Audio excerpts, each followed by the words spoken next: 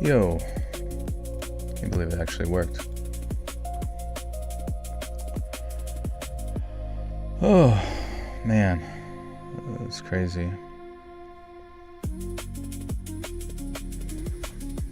So weird. I thought I was gonna have like more or issues again with like connecting to the stream, but I guess we're good now. I don't know, man.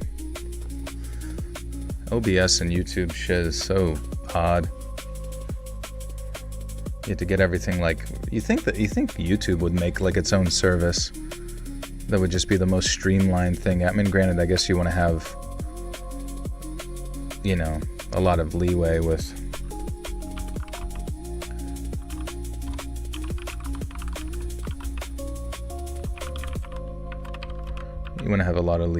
what you can do on there, but man, dude, initially I couldn't connect there for a while, and then I figured it out. I had to change the setting back from that I had to change before.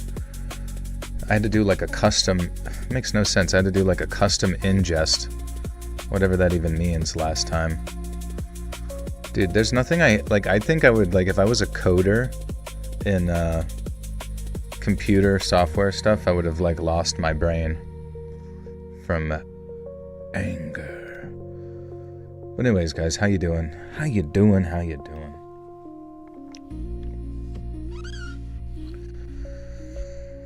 Oh, first time been this early. Well, good to see you. Glad to be here. Sorry I'm starting so late, but it is what it is. Have you watched Daredevil, the Netflix series Devil Never Born Again? I've not. No, I don't watch anything, honestly, unless it like really catches my eye.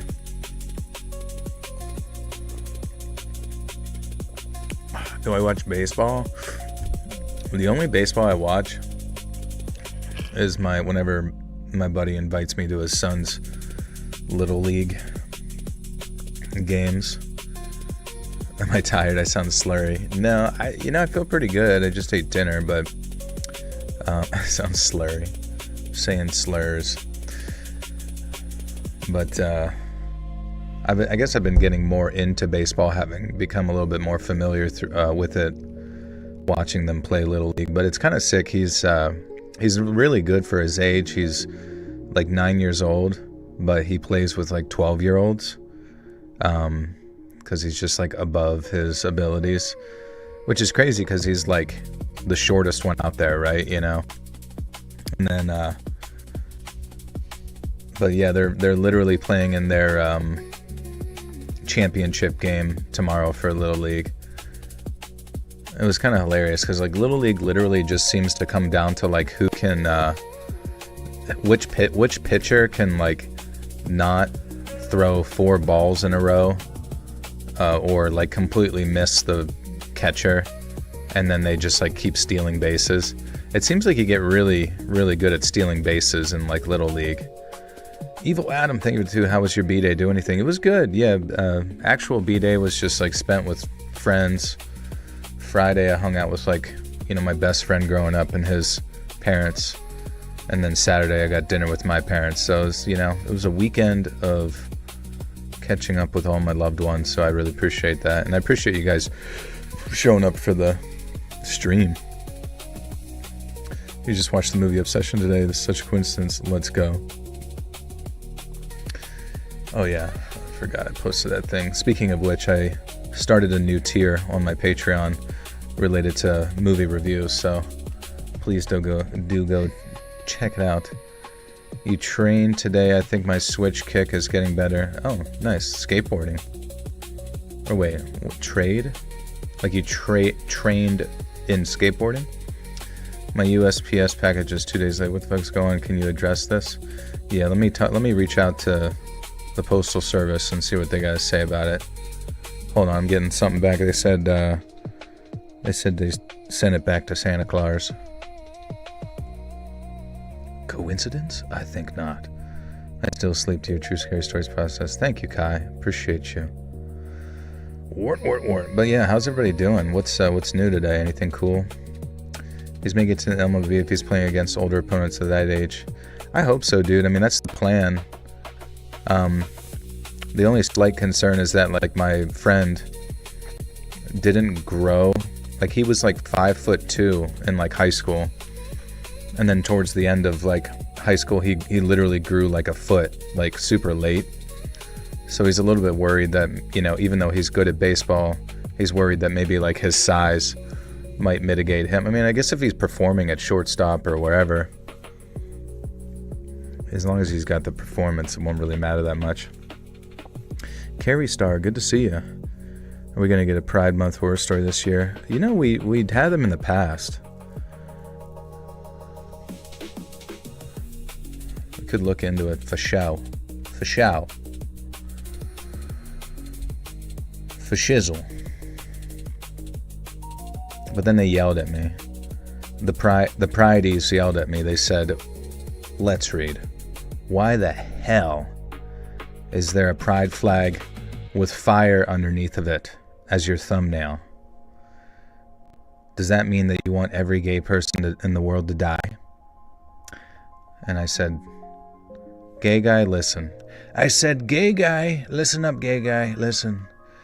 No, I don't want to. No, it's literally symbolism about the struggles of Grindr and all the weirdos that exist. Recently got into jewelry. I want to wear chains and bracelets and rings. That sounds sick. Just make sure you take all of those off whenever you go into your woodworking shop, so you don't get dragged in there and lose an arm. Am I intoxicated? No, I'm just retarded, sorry. Insomniac, your voice is better than any meds prescribed. It puts me nights. Let's go. I like to hear that. Isn't that weird? Wouldn't that be wild to find, like, I would be honored if for some reason at some point, like a sleep study did a test on like ASMR and how effective that was for sleep over any sort of like form of medication. Did you see the new Marvel Wolverine gameplay trailer? I did, yeah. I feel like it was definitely very like controlled, you know what I mean? Like every aspect of it seemed like it was kind of like put down like a very specific vertical slice. But still looks cool. I'm excited to see what happens. You guys should ask me about what other games did you guys see during all the different trailers? Anything look sick? Ryan says you have a good Trump impression. Thank you, Ryan. We love Ryan. Ryan's a good guy. Sometimes he doesn't, he doesn't give, Hannah tells me she doesn't give her foot rubs as much as she'd like, but what can you do? Ryan's tired sometimes. You ever stolen something from someone you care about? Like growing up, I would just do stupid stuff like that. I remember stealing a pair of headphones from my buddy's like little brother when I was younger because I thought they were like rich and they didn't deserve it. So I just stole the headphones. I gave them back though, but I remember my buddy's mother took her a long time to forgive me for that one, which is fair. Just saying, it tickles my brain. It has to be studied. Like some songs universally suit people regardless if they speak the language. Probably certain tones hit certain happy chemies. Yeah, absolutely. Hit the 420 hertz vibrations. Oh, it's already reedy time, isn't it? Bellum looks solid. What's Bellum? What's up, dog? What's up? Want to drink a beer? Hey man, I'll be around for a few. Just finishing up something. Hope you're not. Oh yeah, Dark Somnium, guys. We got to read some stuff for Dark Somnium. We got to do some lines. Dark Somnium, how many lines do we have for you? We have to play a character. Let's see. So hey man, hope you had a good week. And then I said sure, and then I click this. Okay.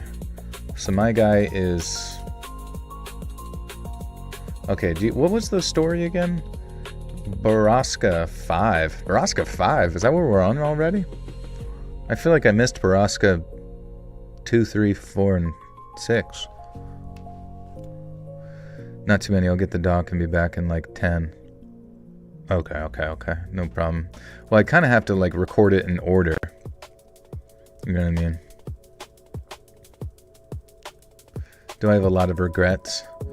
I don't think I have a lot of regrets. When will I play ill? I'm not sure. I honestly don't know what, like, if I will. I mean, I probably will play ill, but there's a part of me after seeing the last trailer, the story trailer. The one we did before was the first 4 parts all in one video. Oh, okay, interesting. Did I watch the Backrooms movie? I did, yes. And I thought it was interesting. I just wish it was longer. I feel like there was just like so much more to it, you know what I mean?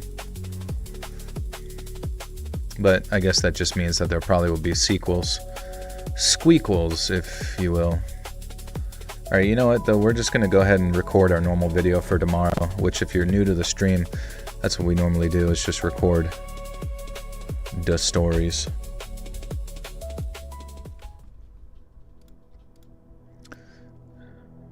Oh, I think I clicked something bad. Click some porn, whoopsie daisy. What's this say? Boroska. I think there's room for a very good squeakquel. Yeah, I hope so. I think it'll be good. Alright friends, thanks for being here. Click like, click share. Click literally everything. Have I seen the menu? I have not. Is that new? That sounds familiar.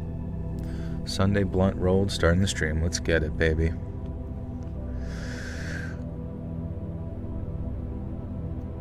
I'm a very strange... That's not the word. I don't know why I saw the word strange. I'm a very average, normal-looking girl, I'd say. And even still, I've had a few weird guys become obsessed with me over the years. Nothing to write home about, really, although now that I think about it, maybe there is another story that I'll send in. This story, though, is about someone I'll call Pizza Hobo. His real name was Jacob, and I don't really care about doxing him because A, he was a pest, and B, he's almost certainly dead by now. And the thing with Pizza Hobo is that I loved him at first. I worked at a small mom-and-pop pizza restaurant. You know, one of those hidden gem places with an insanely loyal customer base. One such loyal customer was Pizza Hobo. Every Tuesday he'd come in for the Tuesday special, a stuffed crust marinara. I'm a very strange girl. I'm a strange girly because I have a mustache. Joel's got some backroom tabs open in his incognito braille. Some back shot. Just watch, just casually. That's what I should have started. That'll be the next Patreon tier. I'll be reviewing porn. You see, this one here's not very good. The guy couldn't hold in his cream. I got a dude calling me from 20 years ago. Weirds me out. It does seem like that's like literally guys will sit and like camp out women. Like camp women. Like I've known friends of my mother who like they'll tell me stories about a guy that remembers them from a like they'll be in their 60s, right? My mom's in her 60s, and they'll remember a dude will remember them from a party that they went to 10, 20 years ago, and then see on Facebook that they're newly divorced or whatever, and just be like, hey, what's up? I don't know if you remember me or not, but I went to your son's graduation party and you were looking fucking smoking. Bonjour, Jay. How are you? You're a very good grasp of history. Not really. Not really, honestly. I feel like you could just tell me anything about history and I'd be like, yeah, you know, sure, I guess that happened. Carol Williamson, thank you for the 5s. Good evening, Joel and the Buttersock Cult. Hope everyone is having a good night. Thank you, Carol. It's a little sad sometimes. Yeah, you know, I think the more people realize that we're all just like horny monkey folk, you know, who kind of like arbitrarily have cultural expectations, you know, based on where you are in the... That's going to change wildly depending on where you are in the world, what you're from, what you look like, what time of year it is, what time of history it is. Like, literally everybody's just... I mean, I guess most people can just be boiled down to, like, big piles of jizz. Do you think sex is disgusting? I mean, you can feel gross after if you just, like... You know, I know some people can feel really like grossed out, but some people have said that that's like sort of an evolutionary adaptation of sorts where you feel gross afterwards just to get yourself out of there and move on to the next like sexual partner. But I do really think that like it is the most intimate two humans can be together, right? And hence why I kind of just feel like a devoted, loyal sense of monogamy towards one another is probably the most healthy way to, because I mean, there's a lot of like, I'm kind of speaking out of my ass here, but there's a lot of like science that indicates like the more partners that people have, the more sort of like shifted their personality becomes, or maybe like divided. And what's that one thing from Harry Potter called the Horcrux or whatever? It's just like a piece of yourself is like cut in half over and over and over again until you go like a little mentally ill. And I think it's probably just better to like hone in on one person, probably from like a younger age. Hence why, I don't know, I think people getting married young is actually a pretty beautiful thing. The Horcrux. Exactly. Maybe she was trying to tell us something. I'm an apprentice funeral director, and an embalmer, and your voice is the calm I listen to between deftones and classical as I work in the prep room. That's cool. Maybe one day when I'm talking, you'll see one of their toes twitching. Carol, thank you for the 5 gifters. Welcome, friends. All of you guys, Lilac, Ava, Lon, Anthony, Rhea Bear, and Jess Phillips, you all have access to bonus content. There is a new video out for bonus content now, guys. It's on the bonus content playlist related to fucking Lovecraftian awesomeness. Do you know where the story's about the lady who was trucking and she saw like 3 ghost kids that tried to open the door and stuff when she was in her truck? I don't remember that. That sounds like a long time ago. Source, I made it up. Yeah, exactly. It was told to me by an angel that people shouldn't be wildly promiscuous or they'll go insane. Hey Joe, I'm actually experiencing a creepypasta yesterday. My brother-in-law got married in Wallopin, Pennsylvania. I'm not familiar with that. And his roommate from college drove from Pittsburgh and shows up uninvited to express his love. Wait, like his gay love? It is Pride Month. That's a creepypasta. Hello everyone, I'm gay for you. Pastel Nymph, thank you for the 10 Canadian, says Tuesday at 13 hours 30. That's going to be hard. My best friend's dad has finally been placed in a home at only 66 years old. Tuesday at 13:30. That's wait. Oh, like that's the anticipated time that's happening. I'm very sorry to hear that. Is it so? It's like early onset Alzheimer's or something. If you can own a mortuary, there's a lot of money in a noble pursuit. Yeah, I heard it. People do make pretty good money, but my one roommate in college, I told this story before, but he told me a bunch of like terrifying stories from his parents, like owning a mortuary or owning not a mortuary or like a funeral home, and then just like they would do the embalming and stuff like right next to it and all that, and but then they also live there, right? So he just said he saw so many terrifying things growing up. Did you see the Xbox 25th console? The people who attended the event got a free one, and I bet they're going to make bank reselling it. Oh yeah, for sure. What is the 25th console about? Hey Finksy, thank you for the belated birthday wishes. Appreciate you. Population is declining, probably not going to be in high demand soon. Wait, what's that? You can make a lot of money, but it's going very corporate. It's one of those things, unless you have a large investment or family money, it's very hard to just own, right? Yeah, it seems like it's passed down most of the time. Can you imagine, like, BlackRock comes in and just starts having, like, corporate...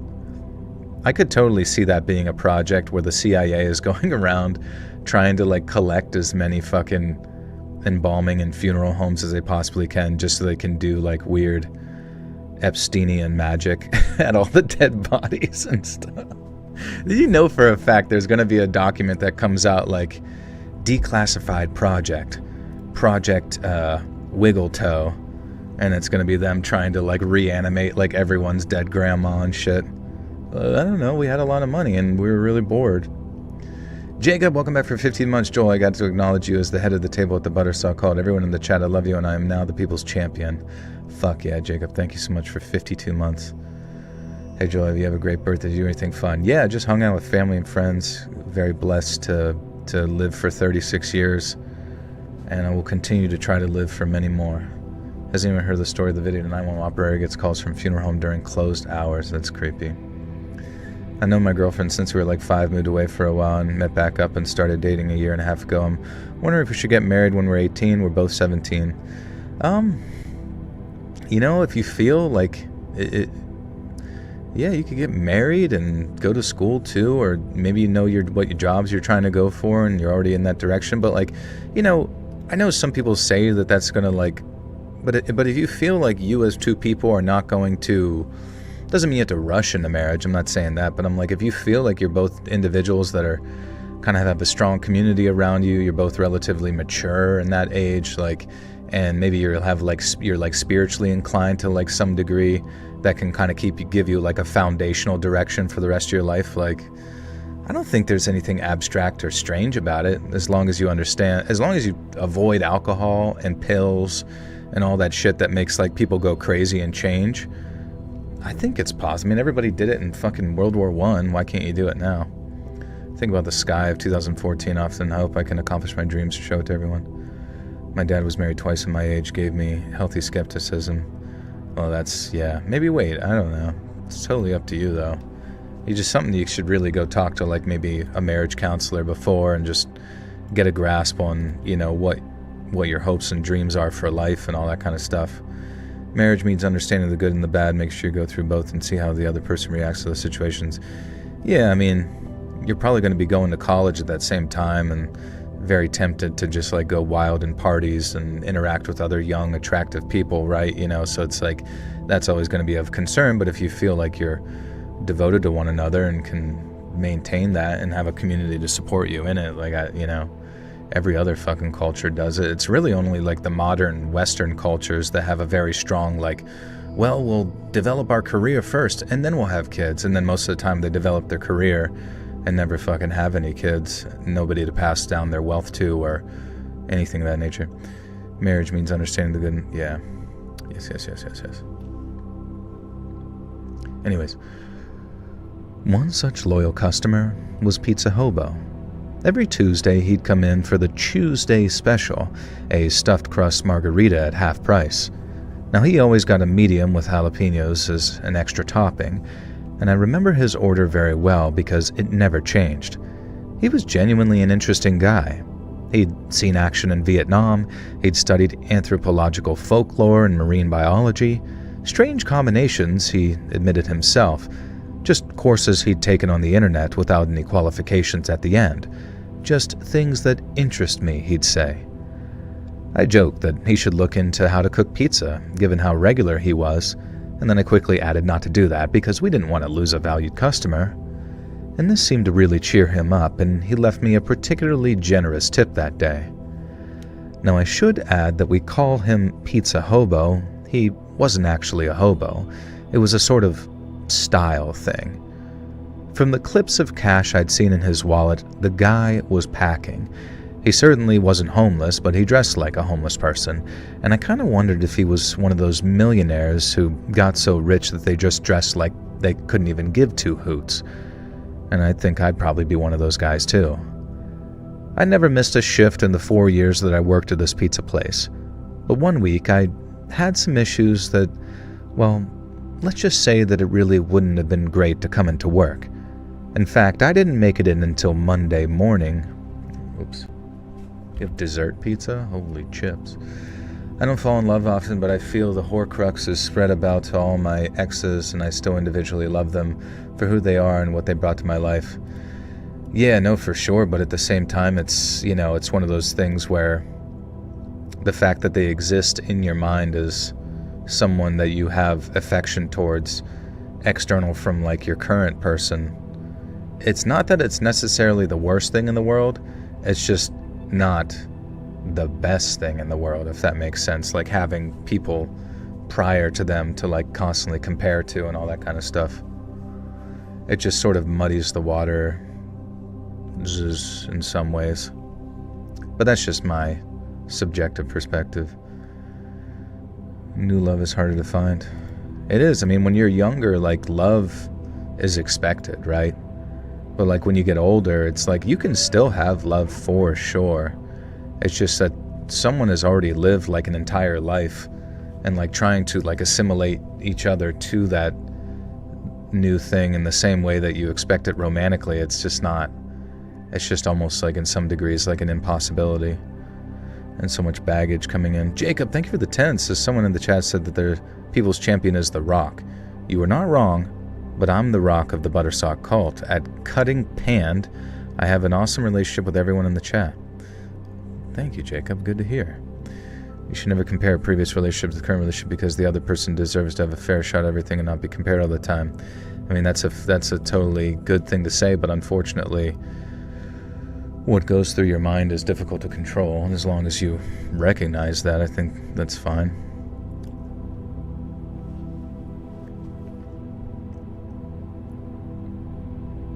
You're planning a trip. Where are you going, Justin? Leaving us again so soon.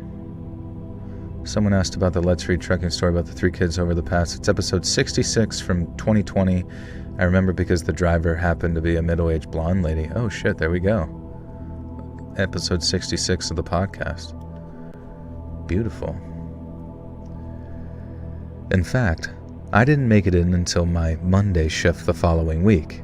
Mondays, Tuesdays, Thursdays, and Saturdays, they were always mine. Now, one of my colleagues, an Asian kid called Andrew, who I kind of had a situationship going on with, took me to one side. Now, he was laughing, but in a way that made me think that he wasn't actually amused, but just thought that I might be. He told me that Pizza Hobo had gotten absolutely furious last Tuesday when he found out I wasn't on shift. He demanded to know why and if I'd switched shifts. He demanded to know why and if I'd switched shifts, and, most weirdly, if it was because of him. Andrew had to make a genuine effort to calm him down and explain that I was off sick. Now, he had to explain it so much, in fact, that he was forced to give details to Pizza Hobo that made me a little uncomfortable. I didn't really want this customer knowing intimate details about my food poisoning-based bowel movements, as I'm sure you can understand. Now, the next day, this Pizza Hobo came in as normal, and as soon as he saw me, it was like he'd seen an angel. Andrew was on shift too, and Pizza Hobo apologized profusely for his behavior. He explained that a few years ago, there had been an incident where a service worker he considered a friend had secretly been uncomfortable with his friendliness and had left the job entirely to avoid him. Now, he seemed so sad about that, but it was a little weird, right? Either the girl in question was kind of nuts or there was more to the story. And you really don't leave your entire job because a customer is being friendly. An angle, a guardian angle. Going back to your corner, what did you say? Something naughty. Monogamy is sexual imprisonment. You know, I could see that too, honestly. Like, I could totally see someone just sort of like choosing someone to be with, and then after a while, sort of...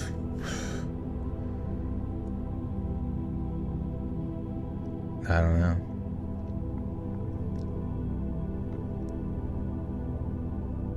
You're saying that Justin is a passport, bro?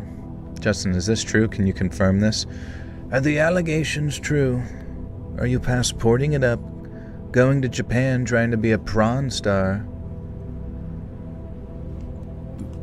They need the hairiest prawn stars they can get. So much pubic hair that they don't even need to blur out your wiener. You travel illegally. You climb up in the wheel well. You're literally a gremlin on the side of the wing. You believe sex is more for control these days, not love. Control? What do you mean control? Can you elaborate what you mean by that? You guys are all going to go to Japan. That'd be so funny. Everyone in here moves to Japan except me.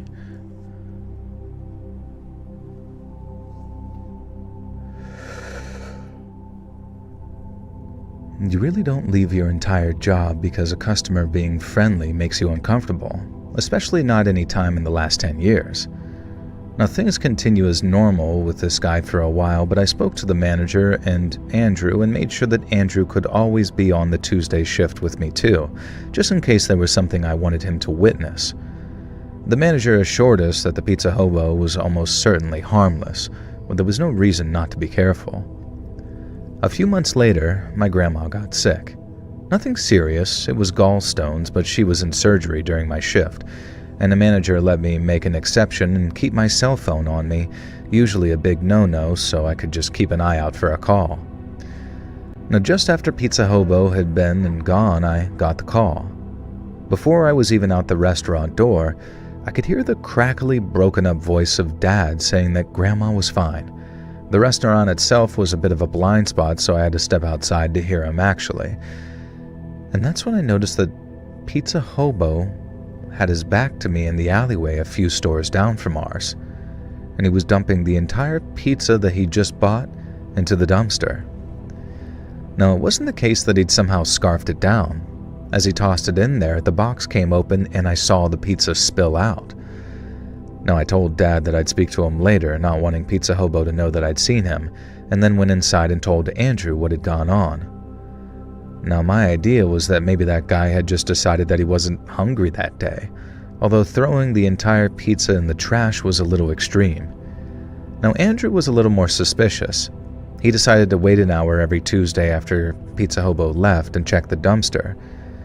See, it belonged to this Turkish restaurant, I believe, for this... Hey, Dark Somnium. You have returned. You sent the document. Okay, perfect. Yeah, I think I still have it from your email previously as well. After this story, we'll try to bang those lines out. Do you have an idea of how many lines there are, like how long it might take?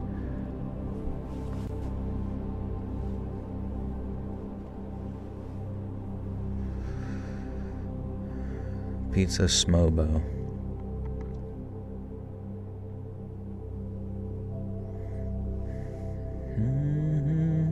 Turned 41 today. Is there something I'm supposed to complete? Is there a mission?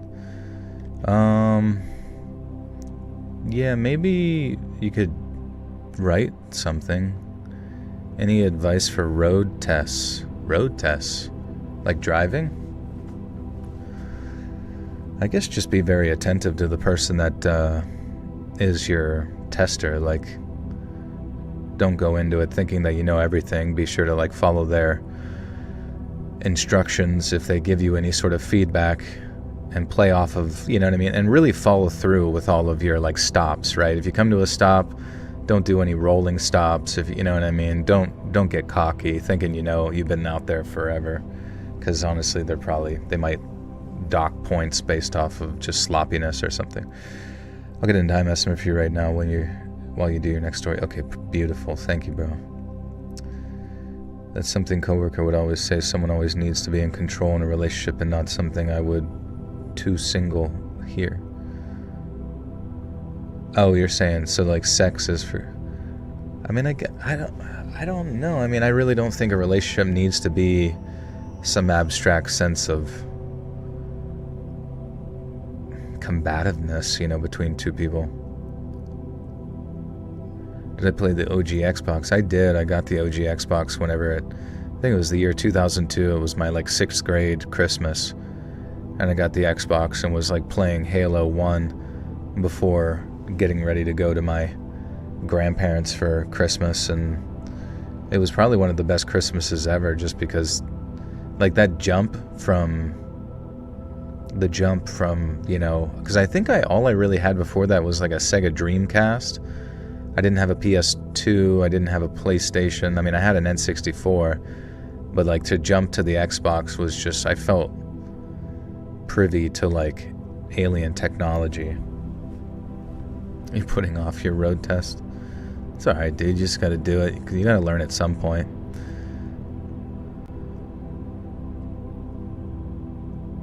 GTA 4 was your big game after Halo. Oh, okay, so that's 2004. Wow. What the fuck? That like actually blows my mind, kind of, if you think about it. Because yeah. Was it 2004 or 2005? I don't know. I just like the amount, I remember like there used to be not that many years between like really big jumps in like gaming. You know what I mean? To go from original Xbox Halo 1 to then Grand Theft Auto, or was that, hold on a second, when did GTA, or no, yeah, when did GTA 4 come out? Oh, I'm stupid. No, it was yeah, okay, that was my senior year. That was April 2008. Okay, so that was a solid, still, like 6 years. That's a big jump. Nowadays, I feel like nothing changes. Like, I can't tell you how incredibly disappointing it is to me that Overwatch came out in like 2015, 2016, and like people still play that pile of dog shit. Same with fucking Fortnite. Like, I mean, I get it, those games are fun, but like, the fact that it seems like nobody really has any like higher expectations for gaming or anything, and the fact that live services have essentially ruined the progression of gaming. It's just like more profitable to just continuously update shit. Joel being disappointed at video games, how novel. The issue is, Sam, is exactly that, novelty. We need new stuff, or my dopamine will not be trigged. Moira's pretty. Moira's okay. You should open a request for us to request you to read certain things like narrators for class, reading random things, and any odd jobs. I know we'd love to pay you for that. Oh, like, I remember when I first was streaming, I would have people, like, they could request a certain type of story, and then I would look it up to read it based on their donations. Joel, do me the biggest favor and recommend your longest, most relaxing bedtime story so I can be unconscious until tomorrow. I guess I would read, or I would click the video that says, like, the scariest stories you've ever heard. Those ones are edited pretty well, and they're all, like, you know, creepypasta stuff. What did I end up doing for my birthday? Just hung out with family and friends and dinner and stuff like that. Have you seen the back rooms? I have, yeah. It was good. I was just telling them I wish it was longer, but I guess they're going to make a sequel, so we'll get more of it. And then I saw Obsession. I did a review on my movie review podcast, I pinned the link if you want to listen to me and some friends squabble about that for a while. Did you prefer GTA Vice City or San Andreas or GTA 3 and the PSP games GTA 4, GTA 5? I remember I played the shit out of Vice City where I had like the map like memorized, but the jump to GTA 4 was pretty cool, but I will say GTA 5 was probably the best one. Jimmy has about 600 to 700 words, so it should be under 10-minute dialogue. Okay, perfect, Dark, thank you. I will do that right after this. Jacob, thank you for the fight. Let me be clear, I am not Roman Reigns. I am not the tribal chief. I am not the OTC, but I am the final boss because I always defend the chat. Thank you, Jacob. What did I wish for on my birthday? I don't know, somebody to be like wildly, intimately familiar with my butthole. Am I banned from any country? Maybe Singapore, who knows? Prayers for the UK? Did something happen? Every single week, he'd been tossing the pizza away. Now, this could mean only one thing. Pizza Hobo was visiting the store to talk to me. Whoops. I missed the whole one. Andrew was a little more suspicious. He decided to wait an hour every Tuesday after Pizza Hobo had left and check that dumpster. It belonged to a Turkish restaurant, I believe, for Pizza Hobo's discarded pizza. Yeah, goddamn. Okay. Andrew was a little more suspicious. He decided to wait an hour every Tuesday after Pizza Hobo had left and check the dumpster, as it belonged to a Turkish restaurant, I believe. Now, every single week, he'd been tossing the pizza away. Now, this could really mean only one thing. This guy was visiting the store to talk to me, and I tried to convince myself that it was harmless, but Andrew was certain that there was clearly more to it. Now, he decided to tell the manager everything, who agreed that this was definitely a very weird situation, but at the end of the day, we were getting the guy's money, and unless he did anything untoward to me, it was up to me what he did with his pizza. It was up to him. Who do you pray for in the UK, God or Allah? Yeah, good point. I don't know. I'd love to be one of those NPC audience members for the interview. The NPC audience members? Oh, wait, of what? Perry Angel.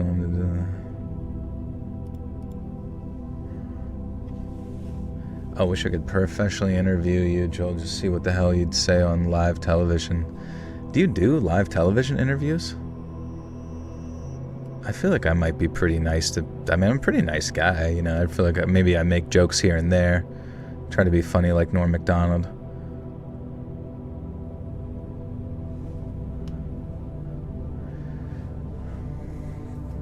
We could do like a Zoom call or... I don't know. Are you like part of a network or so? Is that why you travel, Justin? You're a traveling reporter or some shit? I would roast live TV. Absolutely roasted. Jacob, thanks for the 2. Who in the greenhouse? Pizza Hobo Crackhead.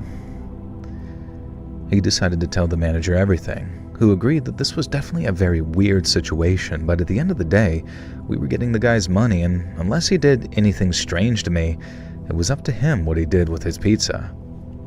Now that evening, the area manager Chris happened to be visiting the store. He asked if we had any security footage of this guy, which of course we had plenty. We showed the area manager this guy and his face went completely white. He recognized him. A fair bit older and more disheveled, of course, but he had a story to tell us that sounded eerily familiar.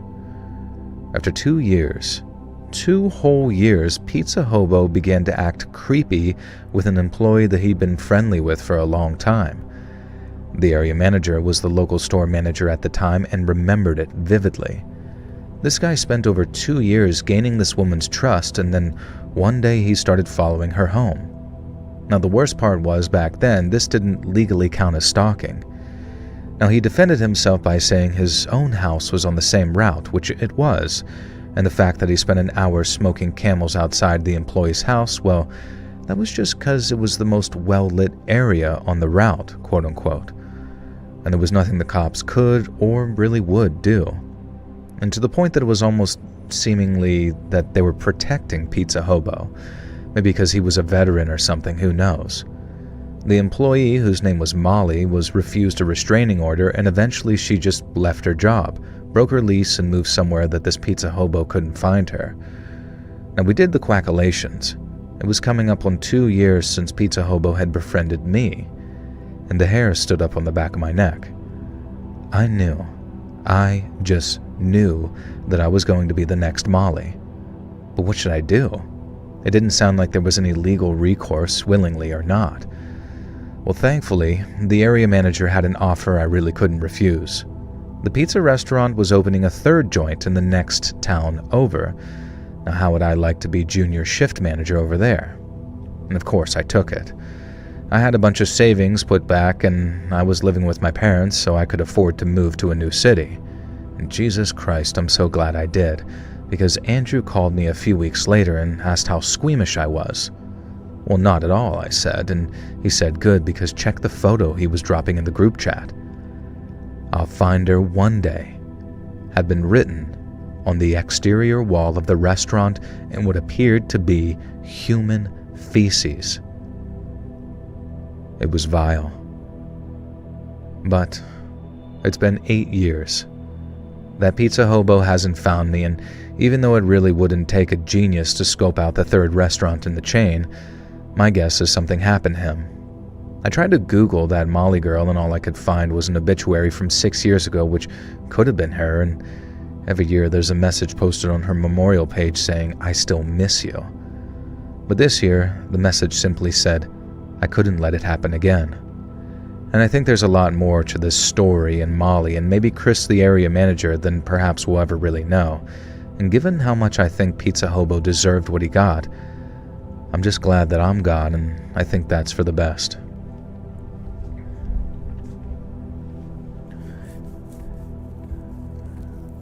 I sent a crackhead demo a whole house with a crowbar and axe and of course the crack pipe. What are you talking about? I used to work next to a pizza slice shop and only had a father, son, and the 2 employees, and they were always closed at lunchtime. That's funny. They were taking a siesta.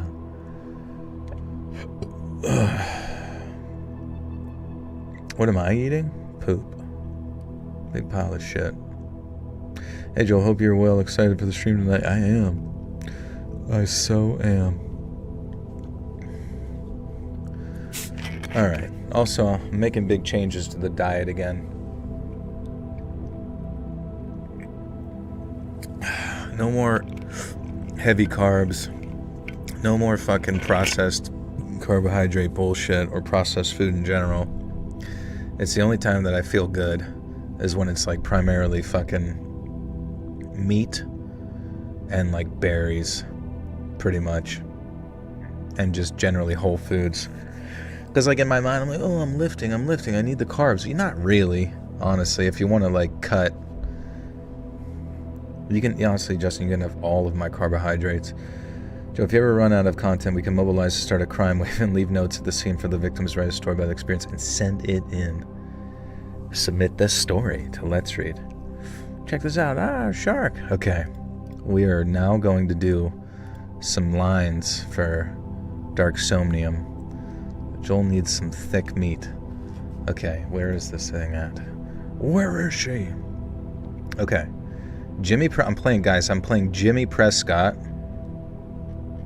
Jiminy Prescottington.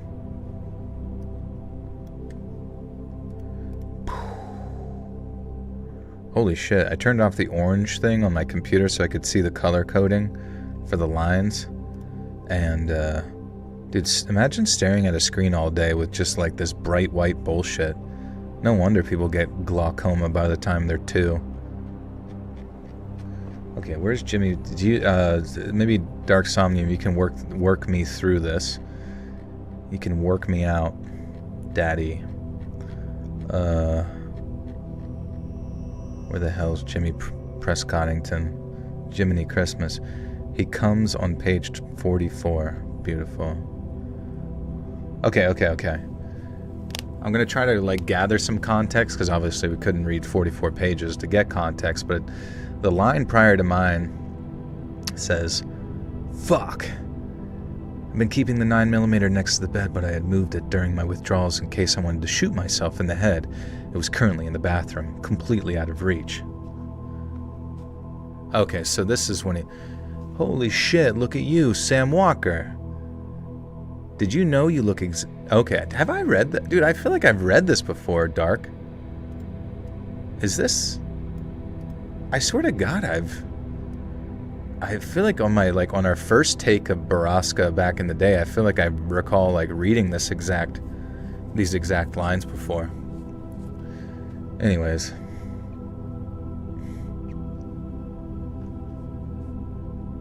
I don't quite know how to deliver this, but we'll give it a whirl. Holy shit, look at you, Sam Walker. Did you know you look exactly like your dad? Alright, how did that feel? Did that feel good? That felt good. That felt kind of like first take, best take.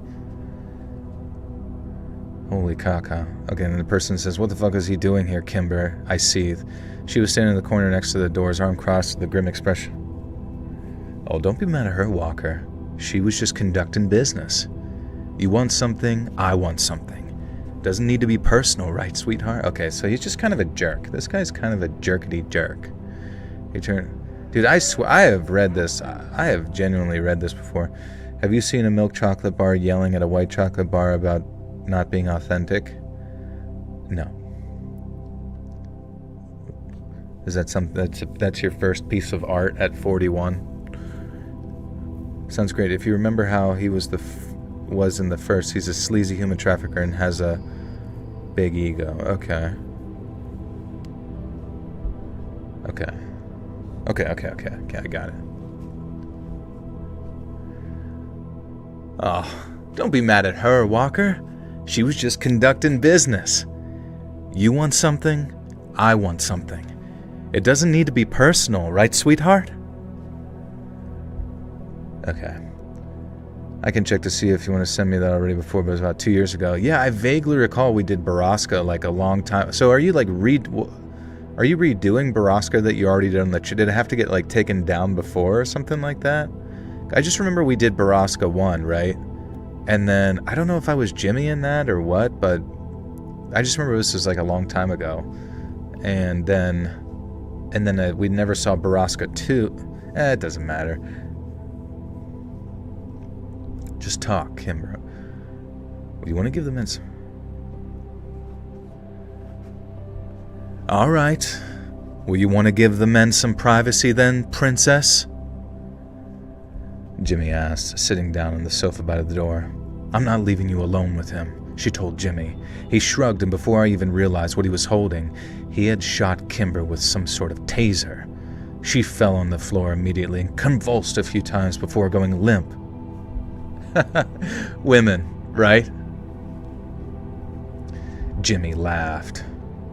Oh no, this is a sequel to Baraska. The video was parts 1 through 4, one video, and the part 5 is its own because it's almost 4 hours long. The other video was just first 4 parts. Oh, okay, good to know. My heart dropped to my feet and I lunged towards Prescott. He casually swung the taser around and pointed at me. Settle down, Prince Charming. She's fine. We've been trying out some non-lethal stuff up at the stables. He rolled it around in his hand and smiled. I think I like this thing. Okay, beautiful, beautiful. We're rolling. Fuck. Think, Sam. What do you do next? Get him to talk. Buy yourself some time. Why would Kimber want to talk to you? What did you tell her? Nothing really, he shrugged. Threw a bone on that Landy kid we stomped to death way back when. Well, you remember. You were there. Shit, I almost forgot about that. Anyway, what was I saying? Oh yeah, I told her I could give her information on the kid's condition, you know? Gave her some hope. Gave her some information about the sheriff, too. Okay, we'll do that one. Nothing really. Threw her a bone on that Landy kid we stomped to death way back when. Well, you remember. You were there. Shit, I almost forgot about that. No, anyway, what was I saying? Oh yeah, I told her I could give her some information on that kid's condition. You know, give her some hope. Gave her some information about that sheriff, too. Okay, beautiful, beautiful. Caliente, caliente. All that information you have given her is useless or total bullshit. She played her part. I'm done with her now. But I am willing to fulfill my end of the bargain with you.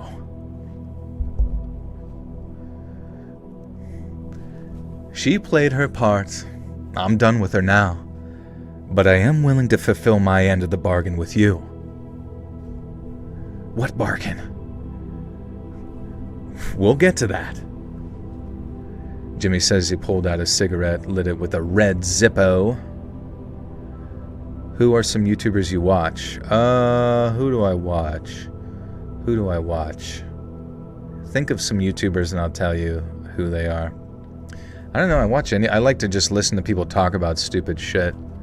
I feel like lately, like, YouTube's been like letting, like, those really, really dark, like, you know what I mean? Like, those deep dive dark conspiracies, kind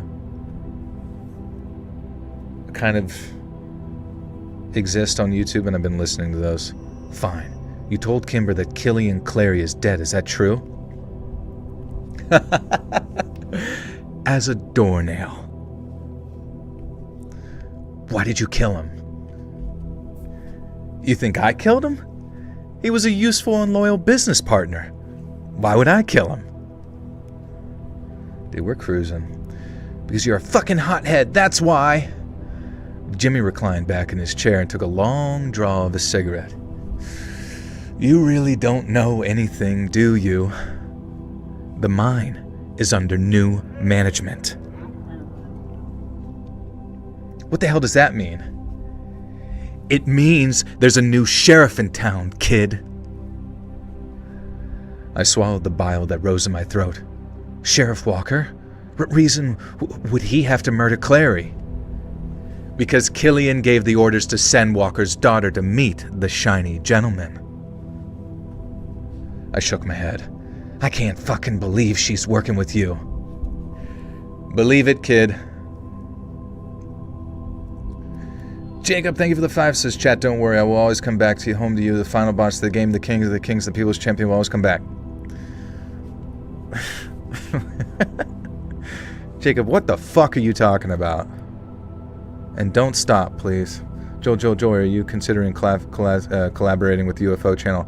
I want to. I think I haven't reached out to him just because I feel like I've reached out so many times that I don't want to like bother him anymore.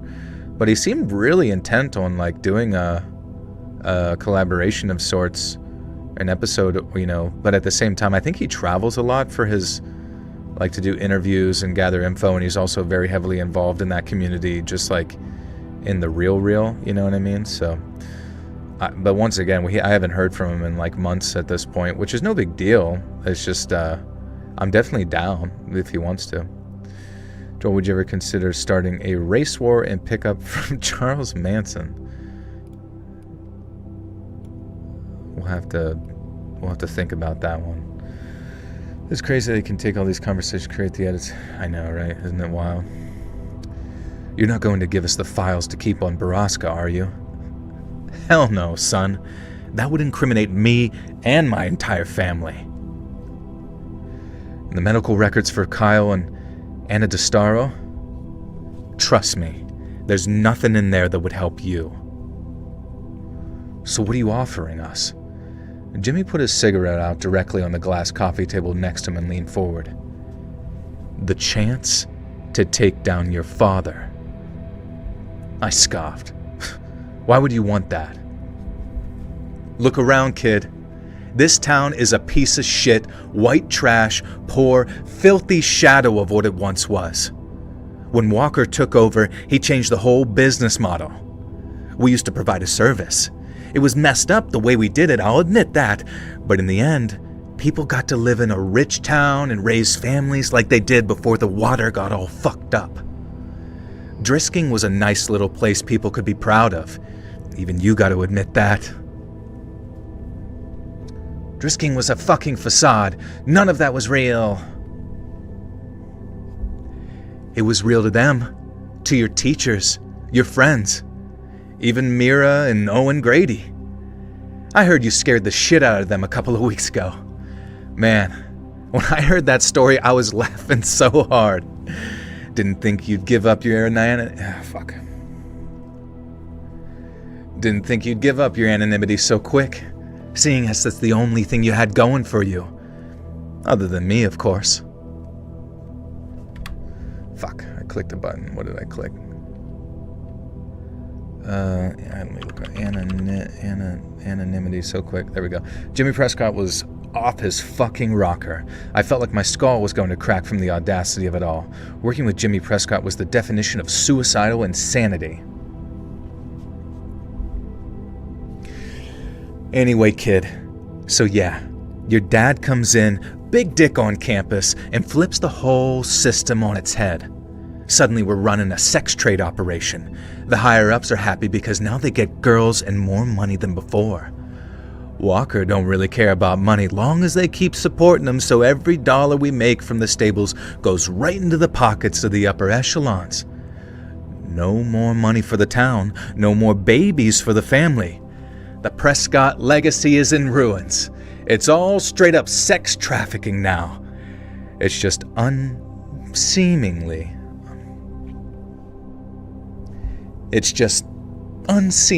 if you ask me. Dude, I feel like this, I generally kind of feel like this character used to have, is Dark Somnium still here? Because I feel like this character used to have sort of like an accent that I did, but I can't remember if I actually did an accent for this guy, you know, like a southern sort of bullshit drawl or whatever. Drawl. Bro, this is satire. What are you talking about? This is a creepypasta, doing lines for a creepypasta. An audio drama. Watching Sandlot reminded me of your voice, the narrator of this. Oh, really? Interesting. That was a great movie, though, growing up. Love that movie. And you're sure the sheriff is involved in all this? Involved? He's running it, kid. Did you listen to anything I said? Okay, Dark Somnium. Did my guy used to have like an accent? And if so, is that bad that I don't know. Is how I'm doing it okay, basically, as I'm saying. I don't think he did, but I'll double check right now. Be right back. Oh, crap. Well, unfortunately, I probably won't change it at this point. Hopefully nobody notices. And you want me to kill him? Jimmy tipped his hat in my direction. I'd be much obliged. Why can't you do it, I said, watching Kimber out of the corner of my eye. She still hadn't moved. Because you're the only person on Earth who has a prayer of killing your daddy. I laughed. If you really believe that, you're dumber than I thought. You got the wrong kid, Prescott. My dad would kill me without thinking twice. It's Whitney he loved. A shudder ran down my spine. Love was not the right word. Nah, I don't believe that. He could have had you killed already, spouting off in town like you did about stolen babies. He'd left you alone out here, hasn't he? He knows where you are. The whole sheriff's office does. But they're prohibited from moving on you, on his orders. That doesn't make any fucking sense. I mean, why? No idea. I think it's probably just a game. You don't play until you cross the city limits. Walker had a thing about playing sick games with his kids. It's disgusting if you ask me. Troy Australian accent. We have very different ideas about what's disgusting. That's bad. We have very different ideas about what's disgusting. I keep saying disgusting. I end up turning into like a Scottish person. Question, I play on my TV and stream you on my phone with different video. Do you get double views? I don't know, honestly. I don't think so. Is that supposed to be a southern accent? It is not, no. I think you changed your very different ideas, but what's disgusting, I said, I think you'll change your mind on that before you leave. I think you'll change your mind on that before you leave town. Okay, back. No, you didn't. Same way you're doing it now. You're doing great. Sweet. Okay, perfect. That's good to hear. At least there's continuity. I think you'll change your mind on that before you leave town. It says Jimmy drawled. I don't know what that even means. Maybe that is a southern drawl then. You actually think the sheriff would let me get close to him knowing that I had a gun and intended to kill him? I think there's a chance. He likes games. And anyway, I'm certain he'd hesitate to kill you. You're his only son and all that. I think we both know that's bullshit, I said. Jimmy raised an eyebrow at me. Holy shit, Walker. I'm impressed you knew about that kid. I don't even think he knows about his bastard. Wait, what's this line here, Dark Somnium? So I say I think there's a chance he likes his games. Anyway, I'm certain he'd hesitate to kill you. You're his only son and all that. And then I think we know that's bullshit, I said. And then Jimmy raised an eyebrow at me. Holy shit, Walker. I'm impressed you knew about that kid. Does he reference a kid or something? A 1 out of 10 Aussie accent, thank you. Yeah, holy shit, Walker. Yeah, I'm impressed you knew about that kid. I don't even think he knows about his bastard. Am I ready for Thursday? Is that the World Cup? Oh yeah, guys. What is there? Okay, when's the World Cup? We gotta look that up because World Cup. Oh, June 11th. That is this Thursday. That's when it starts. Okay. Who wants to take bets? Raise show of hands. Show of hands. Who wants to take bets that there's going to be alien abductions beginning during the FIFA World Cup? What do you guys think? What are the chances that that's when they begin their like weird alien thing that they want to do?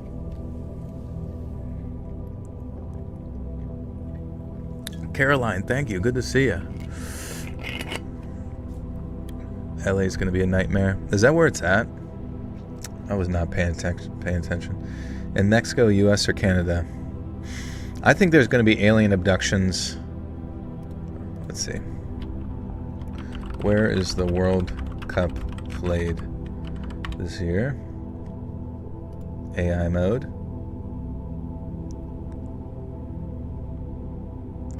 The U.S. FIFA World Cup is being played across 16 host cities and 3 co-host countries, the United States, Mexico, and Canada, aka CUM. And the historic tournament runs from June 11th to July 19th, featuring an expanded field of 48 national teams playing a total of 104 matches. So we got Atlanta, Boston, Dallas, Houston, Kansas City, Los Angeles, Miami, New York, New Jersey, Philadelphia, San Francisco Bay Area, Seattle. In Mexico, we got Guadalajara, Mexico City, Monterrey. In Canada, we have Toronto and Vancouver. Okay, guys. Place your bets now. Where do you think the alien abductions will occur? Which city?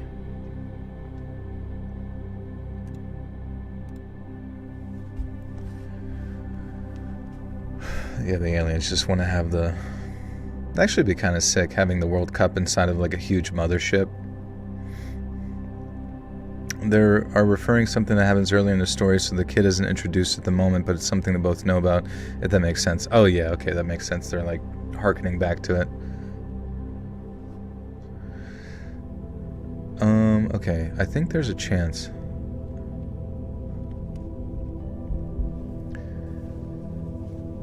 Holy shit, Walker.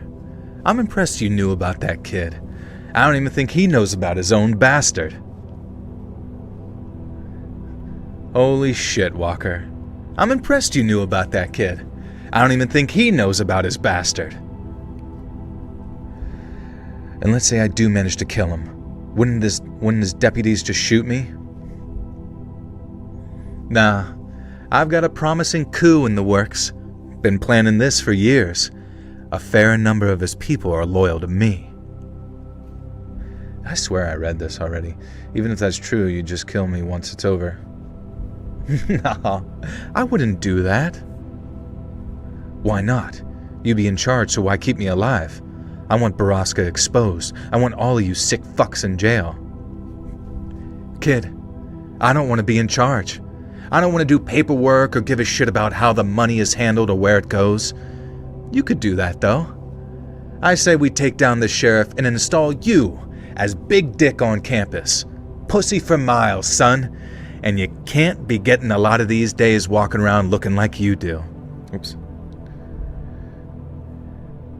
Pussy for miles, son. And you can't be getting a lot these days walking around looking like you do.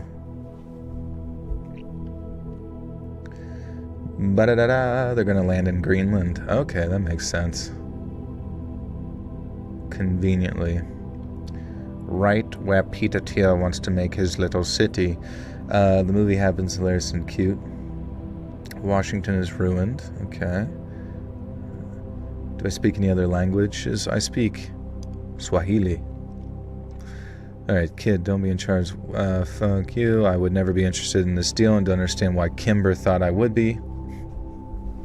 Well, I never actually told her the part about putting you in charge. Well, then what part did you tell her?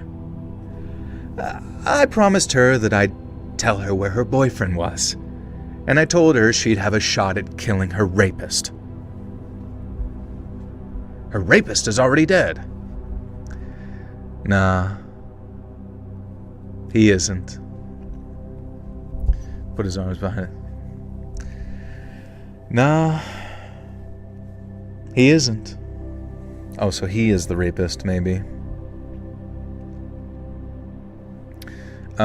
My brain ran into a brick wall. I couldn't understand what the hell what he was trying to tell me. Don't look at me, kid. She wasn't assigned to me. I don't know if this is right, but whatever. Don't look at me, kid. She wasn't assigned to me. And then it clicked. I threw up before I could stop myself, and the vomit ran down my pants to the floor. Sick, kid. Wait. Oh, okay, I think here actually is a line from Prescott that's not purpled. So I'm just going to purple that one. I think he says, sick, kid. Would you do a review of Scary Movie? It just came out. Probably not, since it's like comedy. Probably want to do just like straight horror stuff. Are you starting streams later now? No, I was just fucking behind schedule. Yeah, sick, kid. You tell the sheriff I'm fucking coming for him. I like your fury, son. Harness that shit. But you're gonna need a lot more than blinding rage. Here. Oh, wait, this is all fucked up. Here, Jimmy dropped a folded piece of white paper onto the coffee table next to a pile of cigarette ash. Okay, turn that back to normal text. Doink. Jimmy dropped a folded piece of paper into the coffee table next to this pile of cigarette ash. These are the coordinates of the... I like your fury, son. Harness that shit. But you're gonna need a lot more than blinding rage. Here. These are the coordinates of the new operation. Use your phone or something. Would you do a review of the Hobby Lobby employee hiring videos? No. Didn't miss the birthday stream. Happy belated birthday, Joe. Hey, no worries. No worries. Good to see ya. Joel's angry voice scares me. He should have been a drill sergeant. Dude, I've been seeing these videos pop up on Instagram saying that like drill sergeants get like lobotomies and then they replace their brains with like AI shit. Do I have a Latina bride? No, if I had a Latina bride, I'd probably already be dead.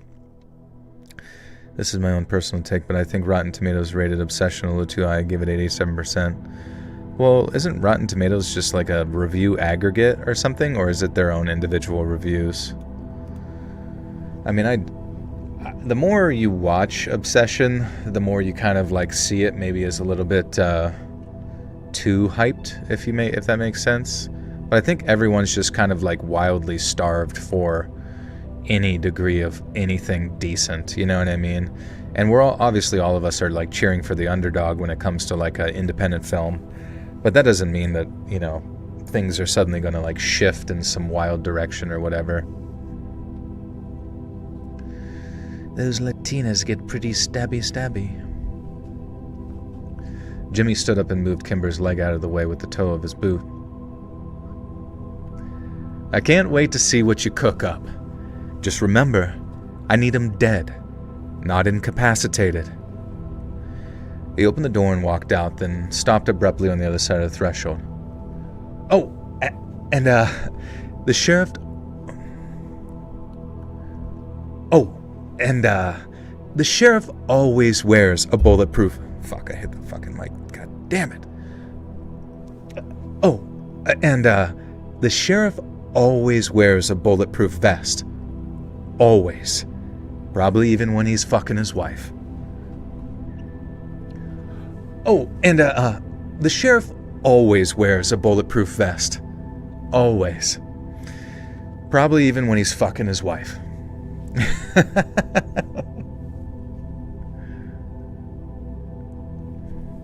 Probably even when he's fucking his wife. Alright. Oh, fuck. Okay, we're back here. Okay. Fuck. Okay. So I nodded. Okay, so we're zooming forward in the story. Jolski, hope you had a wonderful birthday. You recorded live stream on my birthday last week, Sunday. I was too lit to join. No worries, dude. It's good to see you here today. SoCal is an expensive nightmare, I imagine, dude.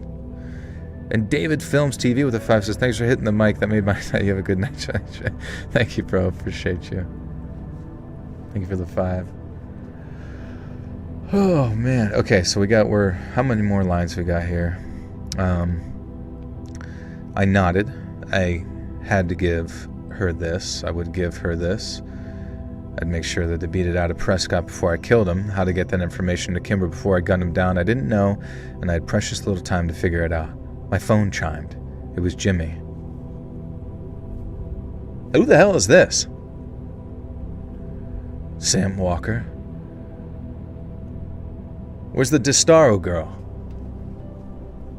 You talk to me now. Hey, it really is you.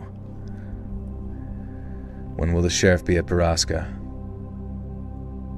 Nobody calls it that, prick. Nobody calls it that, prick. I don't actually know if... I hope I'm doing it right here. Walt Disney's rolling in his grave. Walt Disney is rolling in his cryogenically frozen chamber right now. Realizing what I've done with Mickey Mouse. When the fuck will he be there, Jimmy? Your daddy is heading up to the stables tomorrow morning. I assume he'll stay a while. Has a couple of girls he really likes up there right now. You know how it is when you get a new piece. The sheriff is going up to mine tomorrow morning, and he'll probably be there a few days, I told Kimber. Perfect. Okay, so we're back to that, or her, or... Okay, I just want to make sure I don't miss anything here. Okay, perfect, she said. The tone betrayed her. I could hear her certainness in her voice. We'll make a move Wednesday morning just before dawn, I said. Good idea, but I need to do so is look over at Kimber. My phone chimed again and looked down to see another text for Jimmy. You finally make a move, kid? I don't know what a text message should sound like. You finally make a move, kid? Hey, there's Fry. What's up, Fry? Deep fried Fry. Five Guys, burgers, and fry. Okay, I don't think there's any more Jimmy Prescott here and the rest. Maybe he's out after this story, unless there's like something remaining. I play the character of... Oh, there he is. Here we go. No, I said quickly. No, somebody else. Anybody else. What a pussy. Look, this family reunion has been real sweet and all, but we've got investors coming into town today and a lot of shit to do before they get here. Plus, it's early as balls and I need more coffee. Can we just kill this little prick and get on with our day? Okay. Got that. That felt good. You know, I mean, I don't know. I don't know if I'm encompassing the character completely, but I feel like it makes some sense. Holy shit, kid! You did it! I mean, I think that wound is probably fatal, but, you know, don't let that take away from your accomplishment. Hell, I'll even name a wing after you.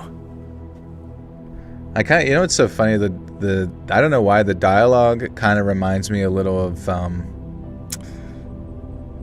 what were those, what do you even call, what are those games that came out that are like, they call it like millennial slop, not millennial, you know what I'm saying, like, it reminds me of like video game dialogue from like those, not Ubisoft, but maybe like Gearbox Studios, like dialogue writing. It's just funny. Mr. Nightmare or Let's Read? 1 in the chat for Nightmare, 2 for Let's Read. Thanks, bro. Let's get a look. What if everyone... They're like, we would be watching Mr. Nightmare right now, but this is the second best. Take the gun off, Kimber, I demanded. I knew I didn't have much time to play a trump card.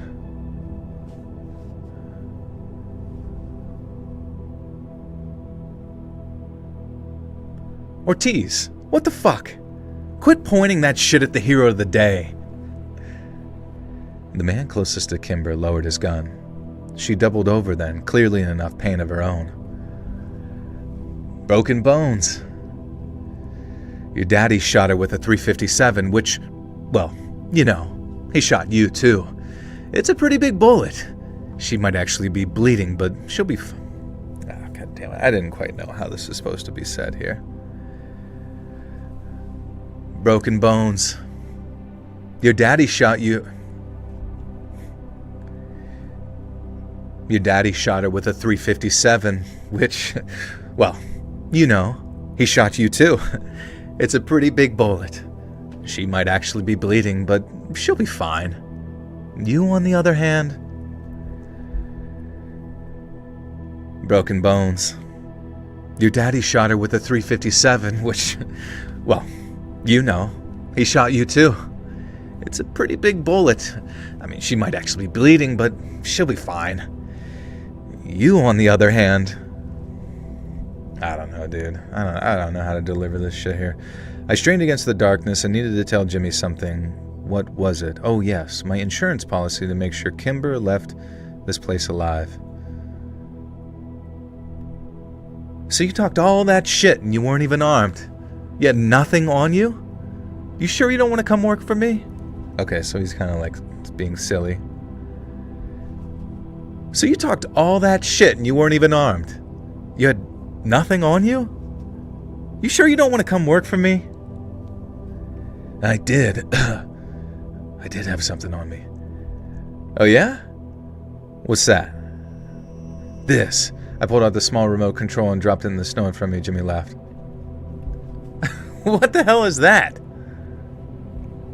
It's a remote for video cameras. What the hell are you talking about, kid? What video cameras? Is this real serious here, Dark Somnium? For the first time since I met Jimmy, he looked rattled. Okay, he looked rattled. Okay, that gives me a clue as to how the... Gives me a raging clue to figure out how we're supposed to do this here. What the hell are you talking about, kid? What video cameras?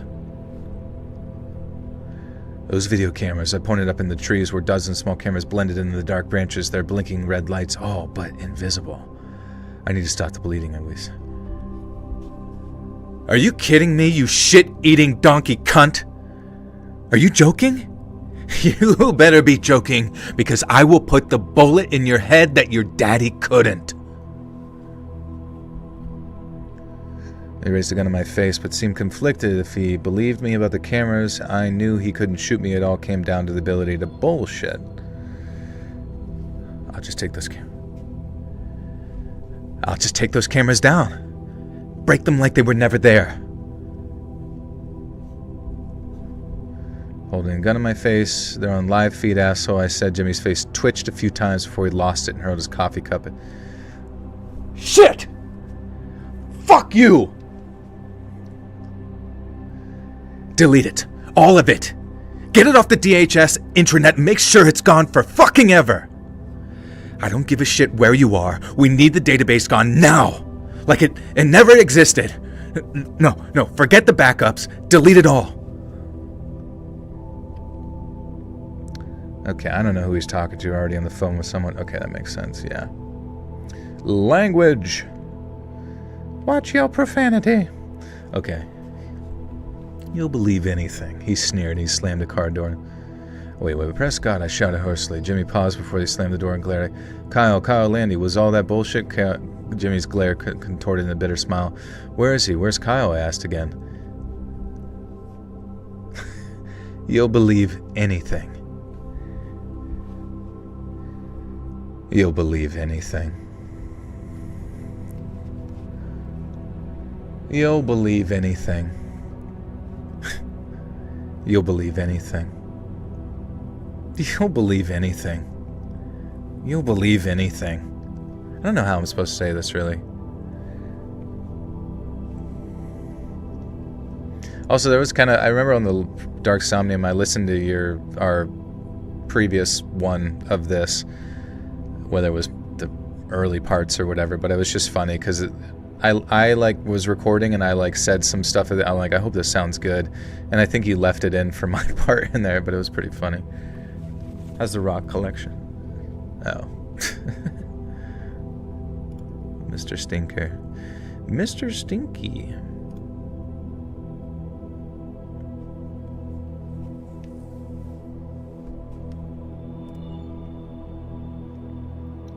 Oh, wait. I don't know. I can't tell. Anytime someone, like, directly talks to babes, I just assume it's Mr. Weirdo.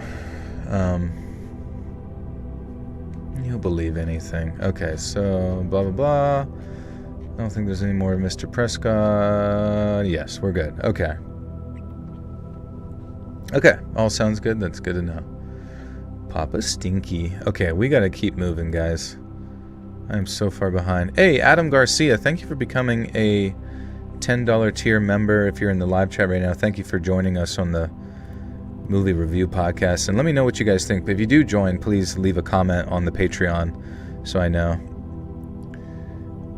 Dark Somnium, you're welcome, buddy. Anytime, man. I enjoyed that. I miss, I'm not saying it's my best character work of all time, but it's up there. I need to spray my throat. I need a little spritz in the throaty throat.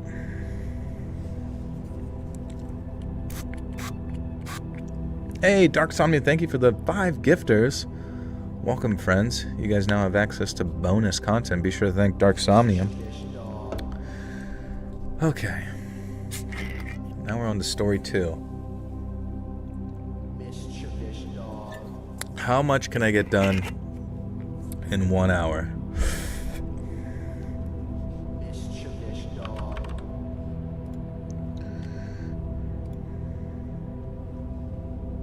Thanks, Hermit.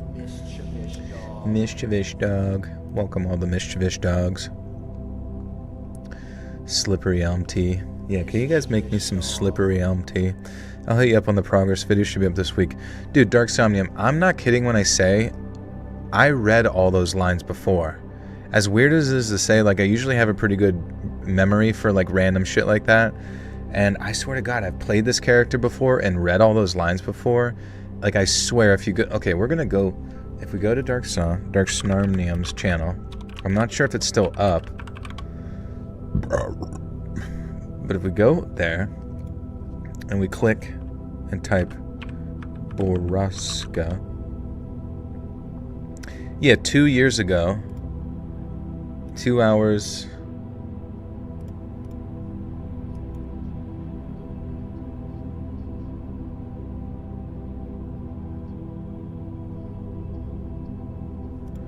I swear, dude. It's like a 2 hour... I'm gonna link it in the chat, but... It's that one that I swear that I was in before. Yeah, thanks for having me on 2 years ago. Everyone's so friendly. Yeah,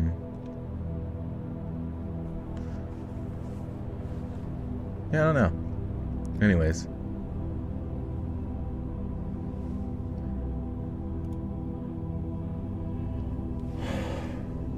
What does it say on my can in the live picture? I think Robin puts like little Easter eggs in like the videos, and he always references like the show Lost. Have you guys seen the show Lost? There's like a company in the show Lost that's like responsible for all the experiments and stuff that they do, or whatever. And I think that's the one. What's up, Suspect? How we doing, dude? Now, I'm sure you've been in high school, being the virile. Now, I'm sure you've been in high school, Joel, being the virile young man you grew into, but Jesus Christ, young love is more like torture, especially when you're all naive teens and people won't believe that sometimes girls genuinely are completely oblivious to the hidden, mysterious feeling that their male friends have for them. Now, it all began with someone named Brian. Brian was my friend from the year we started high school, and within just a few weeks, I realized that I had a pity.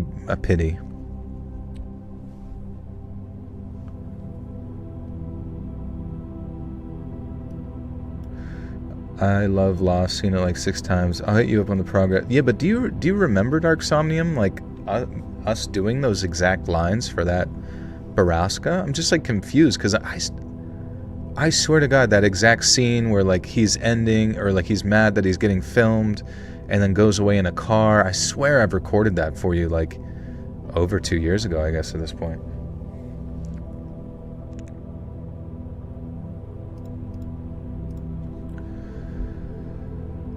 It all began with someone named Brian. Brian was my friend from the year we started high school, and within just a few weeks, I realized that I had a pretty big crush on him. You know, the kind of teenage nonsense. Writing his name in your notebook, getting him to take photo booth pictures with you, doing all sorts of just goofy stuff. Now, I really thought that the more we hung out, the more I made it clear to him that I wasn't hanging out with anyone else, and he'd get the hint. But he didn't, so there was only one conclusion I could draw. He didn't like me in that way. And so after a few months of just moping, I moved on and eventually found another boyfriend. His name is Paul. Now, I liked Paul, I really did, but I didn't feel the same about him as I did with Brian. And Paul was very possessive. I didn't really get to hang out with my female friends that much, let alone Brian, so I guess from Brian's perspective, I just ditched him. And then I started getting the note. Well, essay, really, and it was like 15 freaking pages in my lockers. They were anonymous. Time traveler, Joel. Maybe. Maybe I am a time traveler. Just specifically with YouTube. It's been a while. What's up, Supernova? How we doing? It's been a while since I've been fucked things up like I always poo. It's been a while. They were anonymous, but Brian had made no attempt to disguise his handwriting, and they shocked me to my core. They were all about how I'd friend-zoned him, that I'd been happy to drag him along as a friend, but any time he made a move, he never once had made a move, I'd just brush him off. Now bear in mind that this was a guy that I would have given my heart and soul to. Up until that essay, I probably still would have ditched Paul if Brian had asked. But now he was saying all sorts of awful things to me, and that I'd lied, that I'd let him on, that I surely knew that I owed him something and that I was a trashy human being. And then, here was the real kicker. There was an entire page about how he could forgive me and make sure that the rest of my school days were safe and normal if I agreed to orally pleasure him so he could get me out of his system. Now immediately, whatever I believed about Brian was just out the window. Paul wasn't perfect, but this guy contained POV Romeo and Juliet. Give me oral pleasure, so I shall move onward. Paul wasn't perfect, but this guy contained an inner predator, and I was honestly genuinely scared. Now the worst part is, I couldn't talk to Paul about it because I knew that he'd make that situation worse. And also, Paul had succeeded in isolating me from the majority of my female friends too, so I was really alone. All I could do was confront Brian myself, and I did this by posting a letter containing 2 single words through the slit in his locker, and it said, "Hell no." It took a few days to get his response, but it was as petty as it was chilling. He threatened that if I refused his kind offer, he would make sure that it got spread around the school that I was having an affair with our young, attractive English teacher. Even though there was no truth to that, I knew how that could ruin a teacher's life and also a student's. All I could think to do was take everything to the guidance counselor. She read it all and placed it on her desk. I expected her to look more concerned about the whole ordeal, and instead, she confided something in me that I hadn't shared until now. That same day, another student had discovered a manifesto on Brian's desk detailing how the entire grade would suffer, and that their suffering would be on my conscience, and their souls would haunt me forever. So while I was in the meeting with the guidance counselor, my once crush, once bestie, now obsessive stalker, was being frog-marched away from the school in handcuffs in front of... was being turned into a frog. Finally reading smut. Did I read smut there for a second? Oh yeah, maybe that's what I should have started for the new tier, was just smut readings.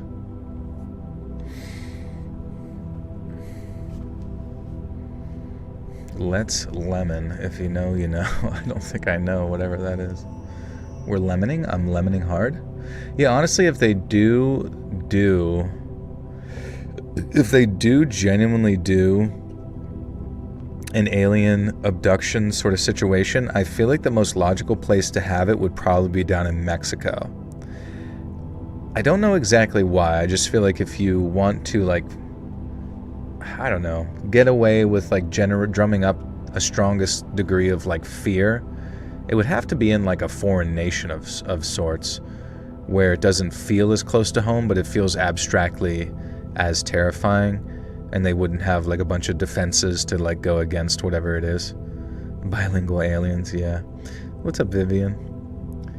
I would imagine Miami, because there's a great alien, giant alien there some years back. Oh yeah, the Miami Mall incident. Yeah, but that one was kind of, like, different. Those were, like, sort of, like, interdimensional type things where they couldn't quite access them or whatever.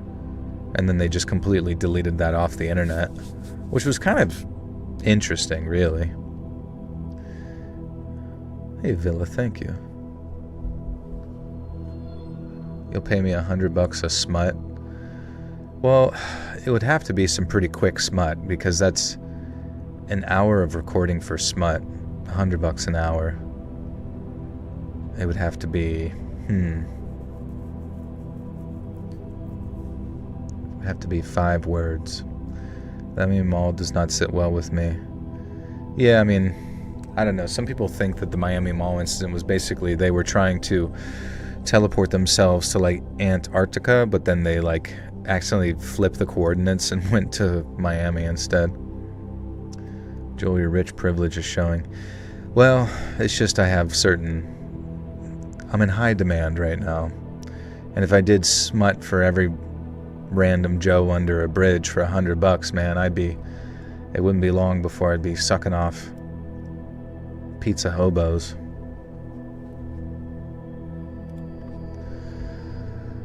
So while I was in the meeting with the guidance counselor, my once crush, once bestie, now obsessive stalker was being marched away from the school in handcuffs in front of all the other students.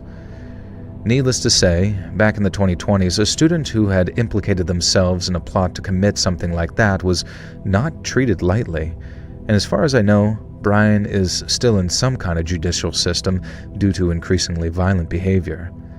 As for Paul, I can thankfully say that I kicked him to the curb, and going forward, I'm going to try developing better taste in men who don't either isolate me from friends or invent a friend zone that I would have quite happily dragged them out of, kicking and screaming, into my loving arms. Chicken poop for the soul. You charge $100 an hour to read and tell stories? No, I don't really have I've never really done it external from just YouTube.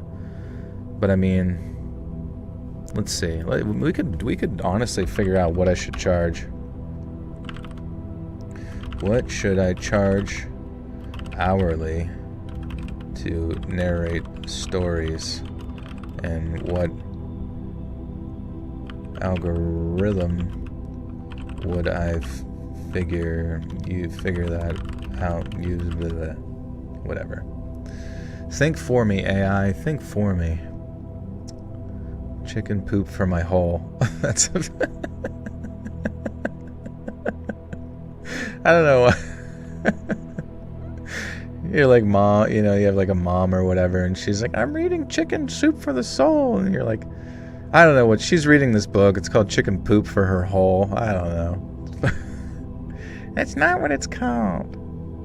That's not what it's called. Okay, for you specifically, I would not price yourself like a random Fiverr narrator. You have a proven scary story narration brand, a large audience, and a recognizable wiener. I'd use $200 to $300 per hour as a starting hourly quote for a raw narration only work, and $300 to $500 per hour for finished hour if you are delivering polished, edited. Oh, I see. Yeah. Dearits, welcome to the Buttersaw Cult. You now have access to bonus content.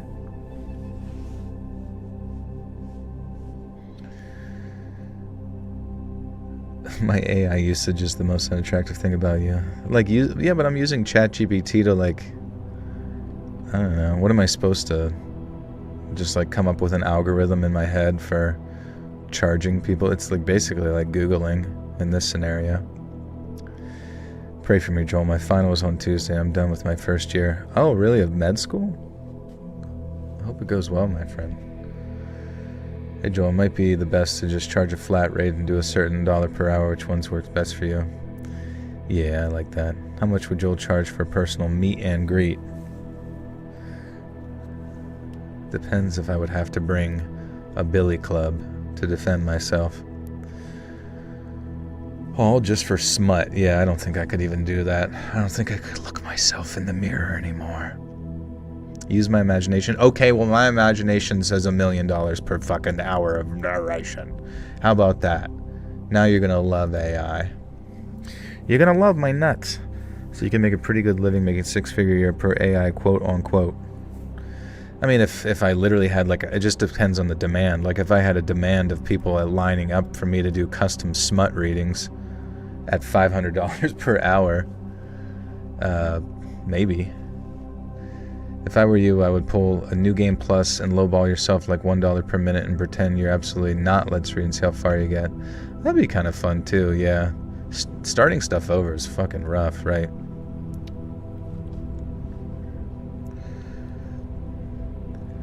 So I'll start out by saying that I used to be homeless.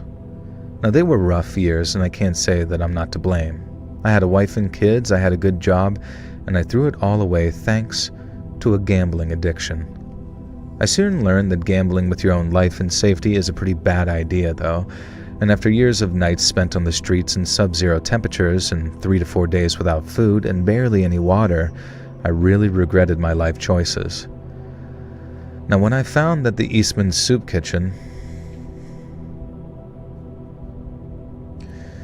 It's just so good. You literally talk my husband and I to sleep most nights. Got so many friends into it as well. Love it. Oh, thank you. Panic? Thank you. Thank you guys for listening. You would do $500 an hour. Can I write smut for you? Honestly, if you guys paid me $500 an hour, I will read smut for you. I think. I'll have to review it with my manager, Pradeep.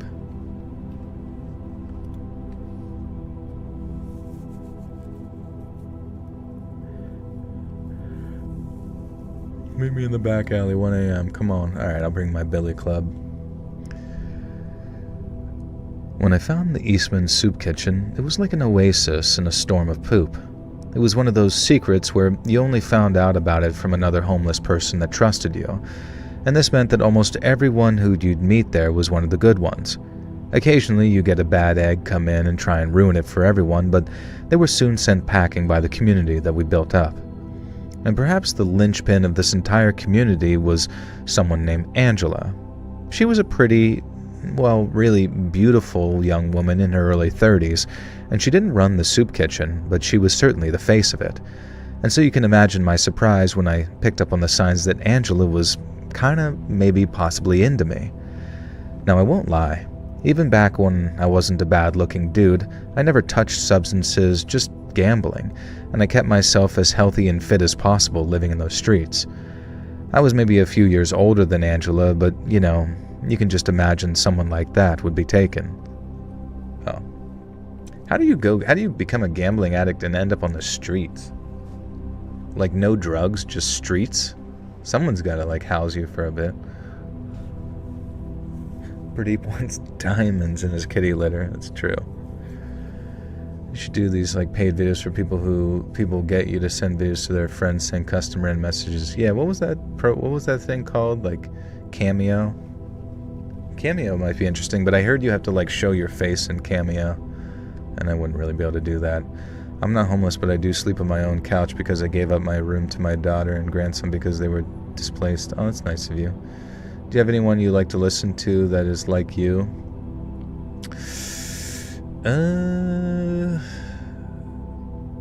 No, I don't think so. I mean, there's a lot of talented narrators out there, for sure. I just don't know. I don't really listen to anybody. Can I do text-to-speech and chat? What do you mean? And Brad with the 5 says, enjoy the stories. Good way to have a calming voice while listening to vile stories and working. Can you do a roll call for Ferris Bueller? Bueller.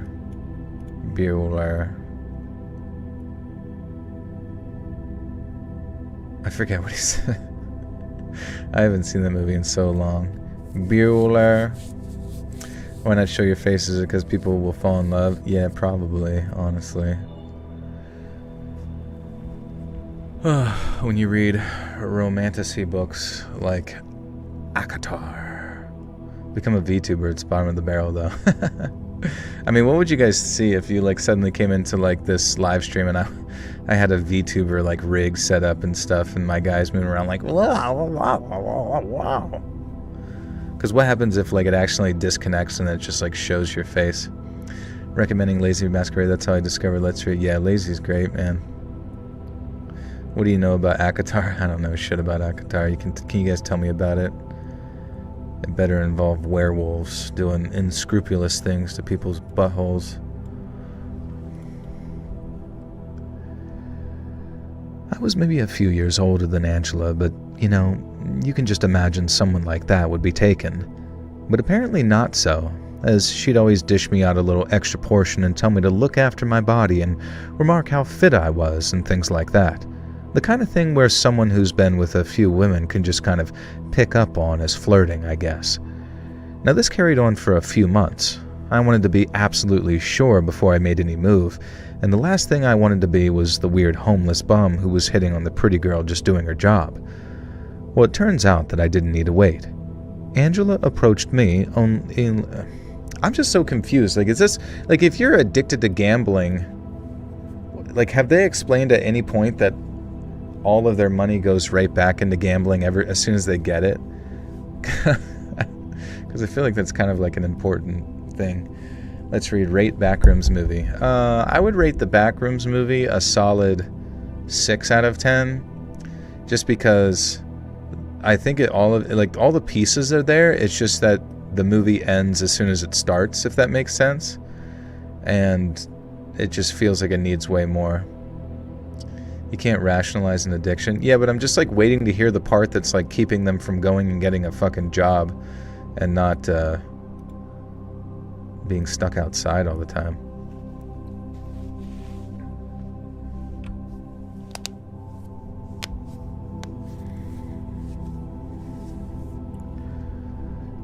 It turns out I didn't need to wait.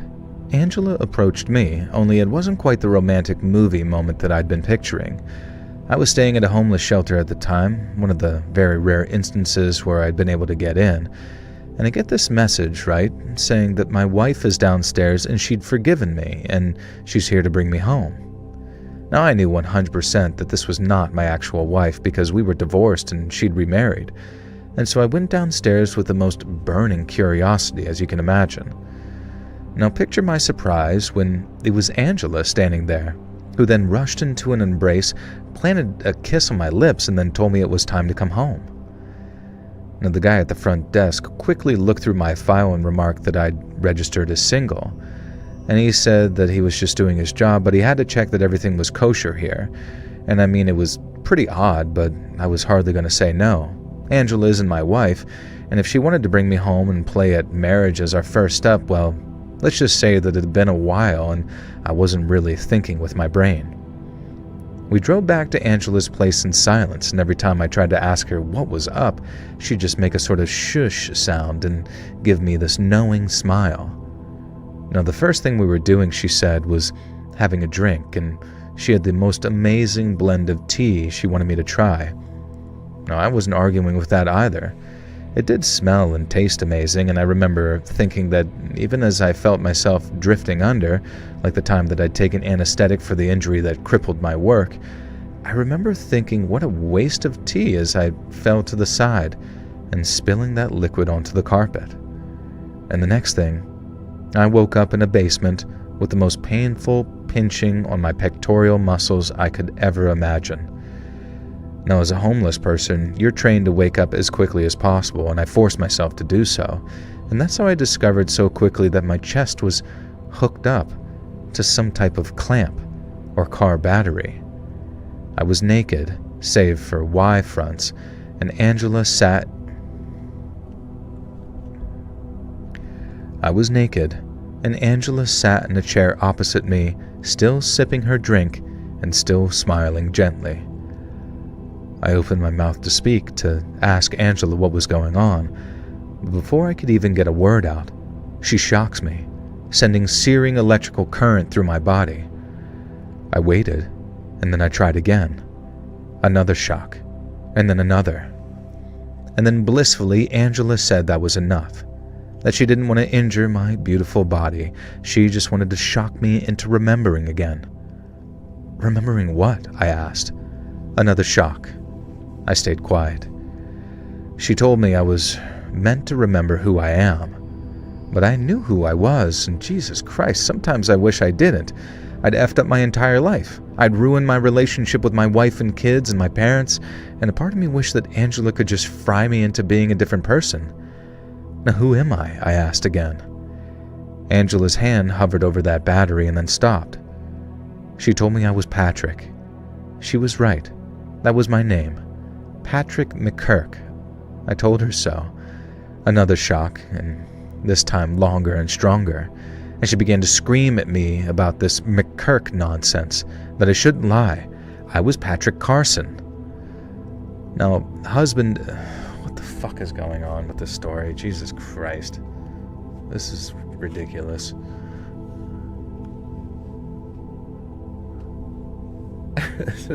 Red Dead 2 side mission at the pig farmers. Is that what happened? Is your next Dead Astronauts episode going to be Backrooms? No, it's going to be about Pumpkinhead.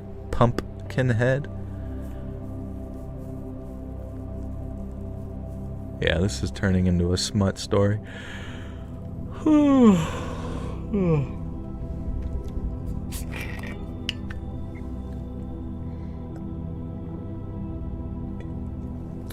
Blumpkinhead. What is Dead Astronaut? It's the name of my movie review podcast I have on Patreon. 3 Dead Astronauts. Have you any wool? Do I like Isabel May? Who's that? Isabel May. I don't know who this is. Looks like a girl. Looks like a girl with a lot of important things to say about politics.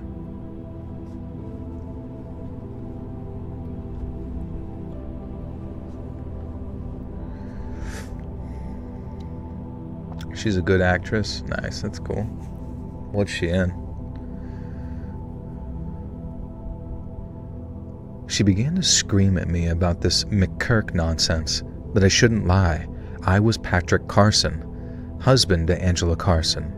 Her husband, killed in a hit and run 3 years ago, who 3 years later would look like me, just like me. And somehow, his spirit had possessed me. She told me that if it was a car that killed me, then a car battery could bring me back. I told her it didn't work like that, not at all. Electricity as reincarnation is the subject of science fiction. And the shock was so strong this time and went on for so long that I screamed and literally soiled myself.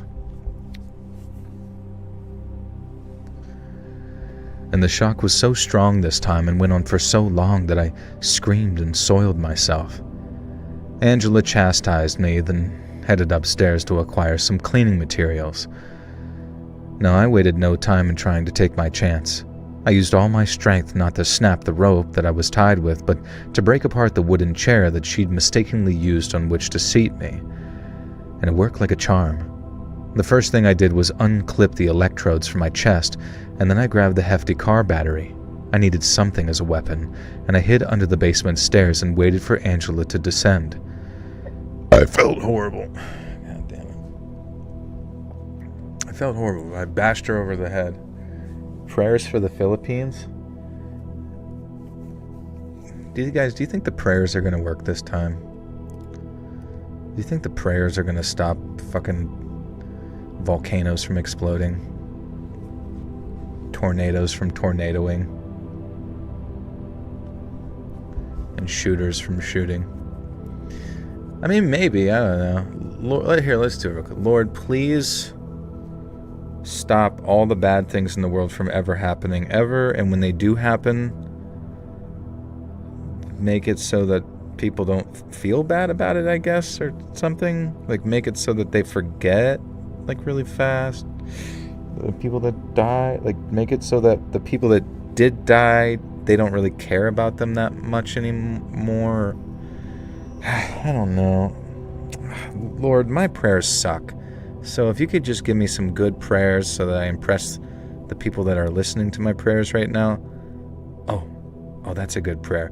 Lord, I pray that basically everything totally kicks butt this summer.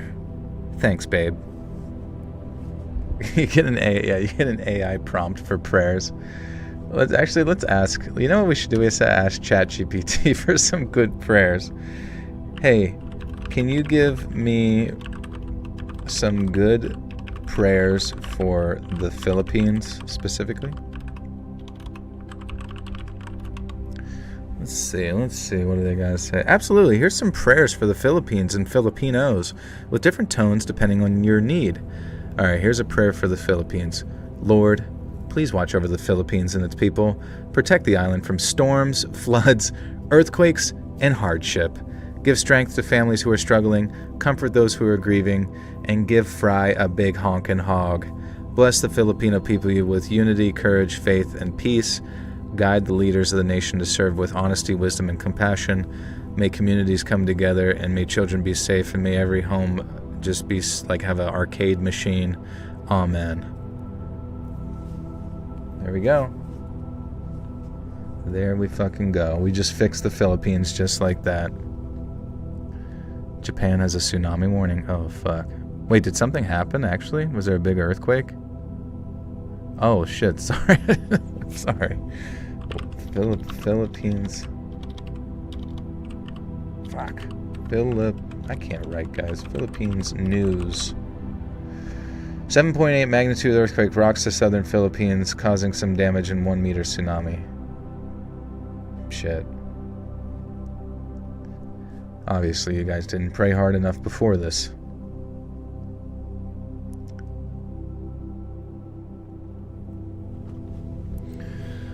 Oh, what do we do, guys?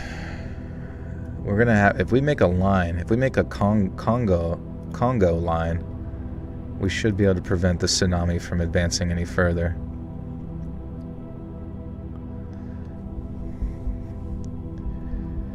I felt terrible. Absolutely terrible for doing this, but trying to hold back my swing, I hit her square in the side of the head with that car battery. Angela crumpled to the ground, and I was out of that house and running down the street just in my... Angela crumpled to the ground, and I was out of that house and running down the street, blood streaming from my chest, asking for help. Eventually, I was stopped by a cop car and taken to the station, and I told them everything. The cops looked into Angela, and everything I said rang true, and the next step was to go and pay her a visit. Unfortunately, this is where things take a sudden and terrifying turn. Angela was gone. Hastily packaged luggage had been thrown together, and that had disappeared too. This was 8 years ago now, and I've never heard from her since, not directly anyway, but sometimes I get a spam email or catch a sight of a hoodie-wearing figure ducking down an alley. But I have to wonder, has Angela broken free of her delusions, or has she moved on? Or is she still obsessed with the idea that I am somehow possessed by the spirit of her dead husband? Do I even really want to know?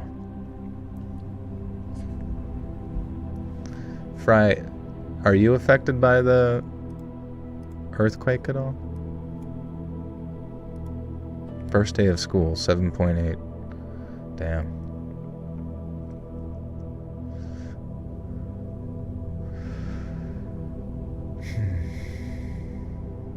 Smashing a head with 60-pound battery is kind of brutal.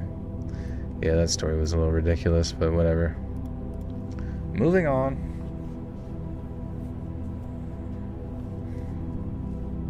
What's up, Disby Michelle? How we doing?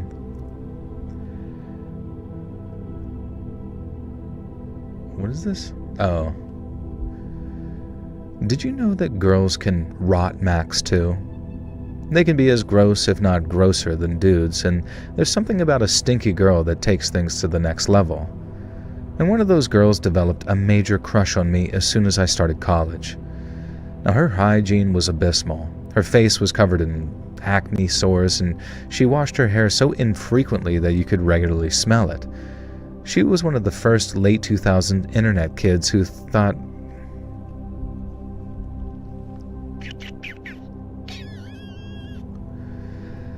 She was one of the first late 2000s internet kids who thought being a total C-word was the coolest thing you can possibly be. The more unpleasant this girl could be, let's call her Izzy for the sake of the story, then the worse she'd get.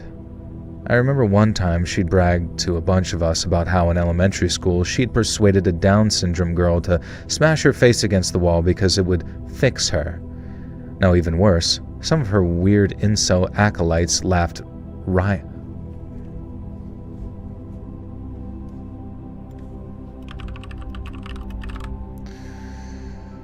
Late 2000s internet vibes. We're cool. Yeah, I'm trying to think. Late 2000s. 2000 what? 9?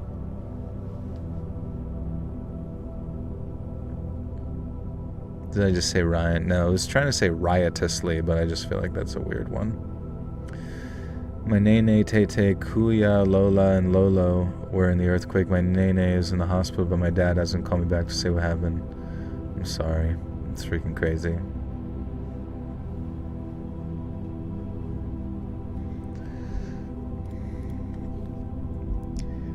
Even worse, some of her weird incel acolytes laughed along with her, and I'm pretty sure that I would have gotten a real tongue whipping from Izzy if she didn't, and I hate to say this, want to jump my... What the fuck is fucking that? I'm pretty sure I would have gotten a regular tongue whipping from Izzy if she didn't, and I hate to say this, want to jump my bones. The idea even now makes me feel sick. There were so many stories that she shared, and from how she'd hurt and alienated people from elementary school to the end of high school. She cost a teacher his job by stripping off her top just as she knew another staff member was about to enter, and they did not side with the teacher. When they were kids, she persuaded her sister to let her hit her between the legs so hard that her sister could no longer have children. Izzy found this hilarious. In high school, she and some of her weirdo friends waited until the shy Christian girl had gotten out of the shower and then grabbed her and shoved her fully naked into the boys' locker room. Just terrible, disgusting individual behavior. And did I mention that she stank? She one day came to me and told me, as if I'd be sad about this, that one of her roommates, Ari, had a crush on her. She wanted to cook up revenge on Ari, so he knew never...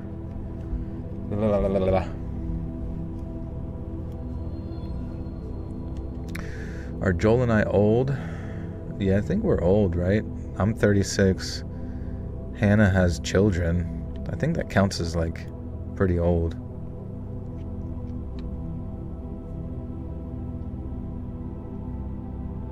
That's fine. It's good to get old and just now you just gotta like work out and watch what you eat like way harder than you did before. I remember when you weren't 30. I know, isn't that fucking weird? Like what the fuck happened? Like what the actual shit? I literally don't even recall. I don't recall 30, like being 30 to now. I don't recall the past 6 years. I think I was hit in the head with a car battery and had the car battery attached to my nipples and shocked to like have those memories wiped. Are these Wattpad stories? They feel like it, I guess. Literally billions of years ago.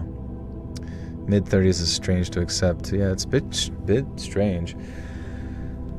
It's just, I think what's so weird about being older is just like looking around at like all the variations of like people you know. You know what I mean? You see people that you knew from when you were younger and it's like they could be really in shape or they could be like fat or like everybody's like trying to like make money in some dumb way or another. Some of them got really good at it. Some of them like fucking didn't and suck at it. But, you know, I don't know. I'm not really sure what I'm trying to say, but it seems like every single person eventually gets into the sort of rhythm of day-to-day life. And I feel like that kind of makes sense why people have kids, because then you can kind of like impart that sense of progression vicariously to your children. Not that you want to like live through them or anything like that, but you can just enjoy their, you know, sort of existence and not really worry so much about your own as much, you know, or your sense, because like your sense of progress, eventually you kind of just get like bored of it, right? Like I'm really not too excited in my life if I like you know what I mean, like make big senses. I don't even know how to describe it. There's really no words to describe what progress even looks like. Like I don't care if I become some millionaire, billionaire bullshit. Like I don't really care about anything else anymore. Like I'm just kind of having fun and like biding my time till they do a fake alien invasion or whatever stupid thing they want to do. I'm in my prime pyramid scheme age. That's true. I think it's probably time. It's like the best time ever to start a legitimate cult, and get weird with it. As you get older, do you reflect on your childhood more? Yeah, for sure. I mean, I just think about it all the time. I think about like whenever my friends have kids, like I always like want to make sure that they're having a good time, you know, that they get what they want and that they, you know, get to do the fun shit that's like new to them that was, you know, that I did or didn't get to do. You followed a leaf? Do you look at photos of yourself? Not really. I haven't seen like a photo. I don't even know what I look like, honestly.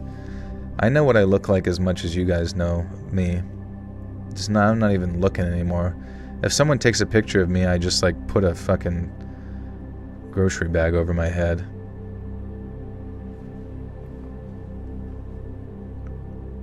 We're all 32 when we go to heaven. That's the set number. When you pass, you will be forever 32.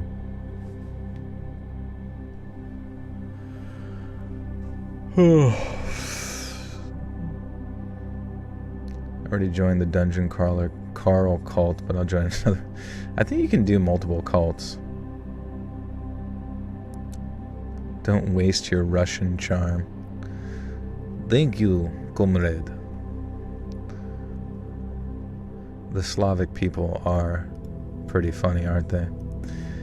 Do you still feel in your 20s? I do, honestly. I don't really feel much different, you know?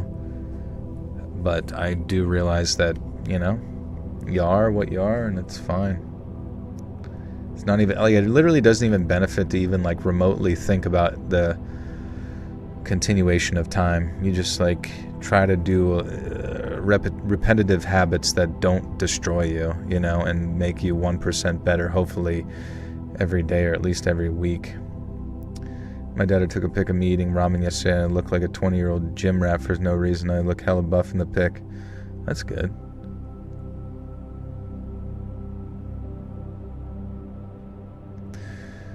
Yeah, I have no bags under my eyes, and if I did, they'd be designer.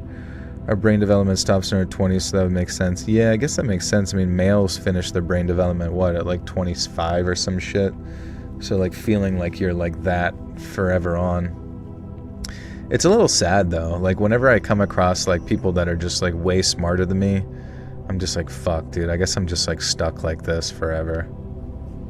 You know what I mean? Like, you used to be excited when you, like, whenever you were, like, 4. Like, my nephew is 3, and he found out that, like, I'm his dad's brother, and it, like, blew his mind. He's like, what the fuck?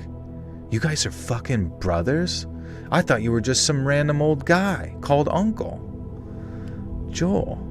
You know, but you guys are like fucking, you were from the same litter? That's insane. But then, you know, you have that, like, experience as a kid, and then you're just like, wow, that was dumb as shit, you know, to have thought that way. And you'll think you're, you know what I mean? You look back at when you were 3, when you're 5, and you're like, no. I'm a big boy now. I'm this many. And you hold up a hand of 5 fingers. That's how you know that they can't be disrespecting like you like that, because you're this many now. But you look back upon kids that are 1 year younger than you as little babies. But now, to me, sometimes I'm looking at like 30-year-olds, and I'm like looking up to them. I'm like, well, this guy's pretty cool. I hope I can be like him one day. Oh, fuck. Goddamn, 10 years too late.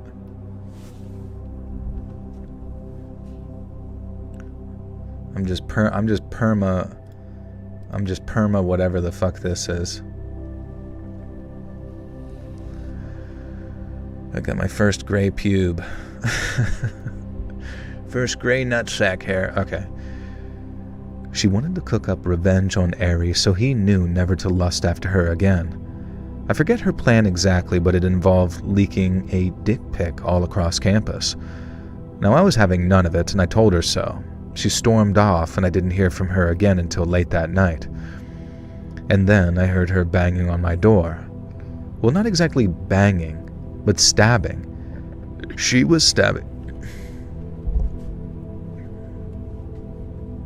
What's my star sign? I think it's the Poopa Loop. The Lorgenschmorzi. I am governed by the squib. The waxing squib. She was stabbing at my door with a knife, crying, saying we were destined to be together, and how could I do this to her? That we'd always been together. I pointed out that we'd never even dated, and I had zero interest in doing so. And the next day I reported everything to campus security and various other authorities, and I was told that actually I didn't need to worry about it. Izzy was already being expelled at the end of the semester, in just a week for not having attended a single lecture in the 2 semesters of junior year. Impressive. Now, I thought that I was done with her, that I'd never have to see that creature again. But imagine how scared I was when I came home from college for Thanksgiving 3 years later to be introduced to my brother's new girlfriend. It was Izzy, but she was like a different person. She was clean, pretty even. She was polite and friendly and genuinely seemed to care about my brother. But could it just be a coincidence? I don't trust her one iota in that moment. Now, I'm writing this to you on the night of the events to hope that I can get some advice, really. Now, I hope you run it before I get to actually speak to Izzy again, which should be in the next few days, but should I just confront her? I can't just let nature take its course and hope that it's a complete coincidence that the girl who was once obsessed with me, who was at least claiming to have a horrifically unpleasant past, is now dating my younger brother. I just don't buy it. Okay. What the flallop? Beard is gray after and my red hair is getting there. Nice. Grayed out.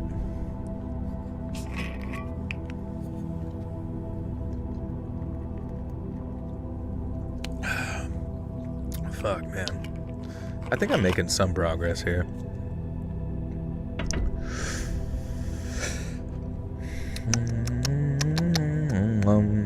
My chest hair is going gray way faster than the beard or head. That's awesome.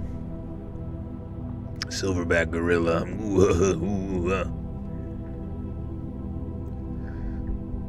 I won't name the office or its functionality, but I've been working there for around 4 months when I started to notice undue attention from the boss. It's hard to explain.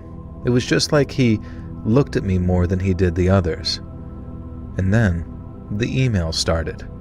They were anonymous but sent from the company intranet, and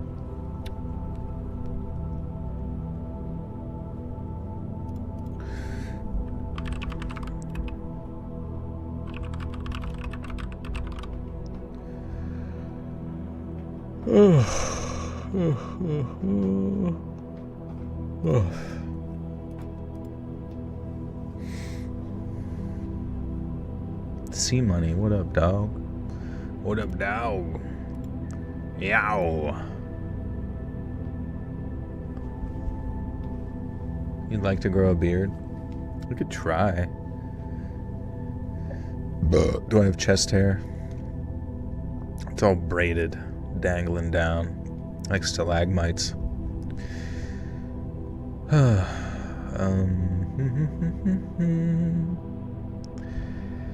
They were anonymous, but sent from the company internal network, something that only a few people are able to do. They described me as angelic, perfect, my body divine, etc.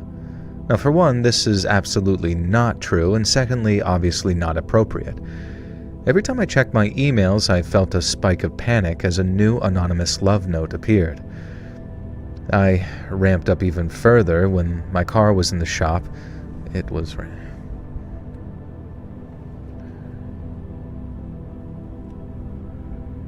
It ramped up even further when my car was in the shop and I was forced to walk the 3 blocks from the office to my apartment. I could hear someone following me. I know I could. Heavy set, shallow breathing, just like the boss, but whenever I turned, I never caught a stalker. Now I scurried forward a bit and ducked into an alley, certain that nobody had seen me. A figure burst into that alley, and they were heavy set and heavy breathing all right, but it wasn't the boss. It was his direct assistant, Jan.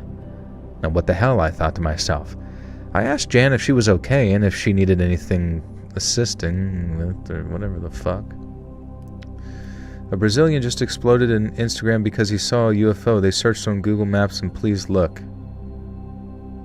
A Brazilian just exploded in IG because he saw a UFO. What? Are they really are they doing my alien plan as soon as I said it? They can't be doing alien shit already. Brazilian explodes. Sao Paulo gas explosion. Deadly blast destroys home. No. UFO. Brazilian latest viral UFO might...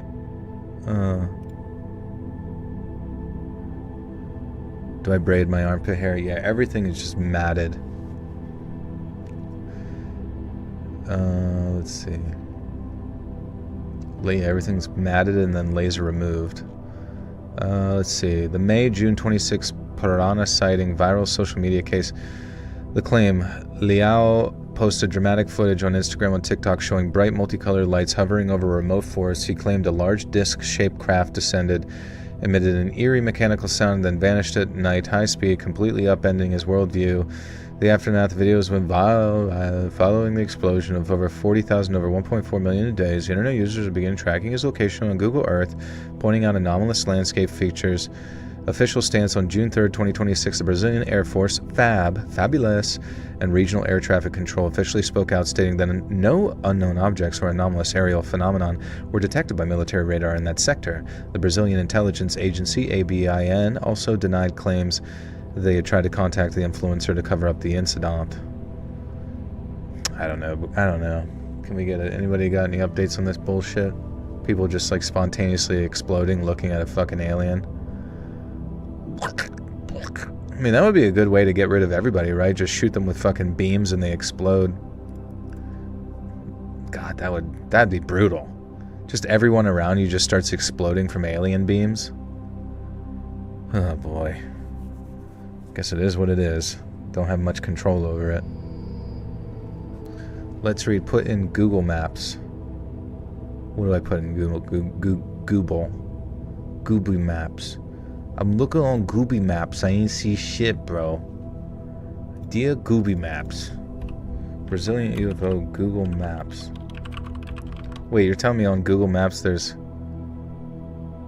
Let's see. Reddit aliens. Google Maps coordinates reveal unknown object related to Brazil sighting Make Liao. Okay, coordinates 25 degrees 0909.89 south, 4924 28.18 west. Update regarding these apparent structures that have gone viral again, seen through Google Maps near the region of the Make case, which many people are attributing to possible UFOs. There is a less exotic hypothesis. Most likely it is some kind of hot air balloon or swamp gas that may have come to rest on the trees in the area. Many balloons are launched daily in Brazil, some of them quite large, often carrying decorative structures, banners, or flags. Furthermore, these balloons usually feature vibrant colors, varied designs, and different aesthetic styles, which can generate unusual shapes when observed from a distance or through satellite imagery. This attempt as an explanation has no connection whatsoever to Make Liao's recordings. This image has no correlation with the material recorded by him. It has been circulating on the internet for months, although many people have become aware of it now. What happens is that the supposed structures are located about 70 kilometers from the Make made his recordings. Because of this, some people started speculating and attributing a possible connection between them and the object observed. However, there is no evidence whatsoever to support this association. Most likely it is a balloon and previously suggested, or even a structure present at this. Who cares? Objeto misterioso is how I'll call UAPs from now on. I just like the way it sounds. Hell yeah, dude. Sir, we got an Objeto misterioso flying around in the fucking sky. Joel, do you think women prefer men with beards or clean shaven? I think it just depends. You know what I mean? Some girls like beards, some girls don't. Have you seen the Wolverine game trailer? Yeah, it looks pretty cool. But we won't see till we see the gameplay. I used to play disc golf competitively, played in the United States Women's Disc Golf Championships, and took 8th in my division after leading the first by 5 strokes until the end when I pulled my hamstring. Damn. Oh, my fucking hammies.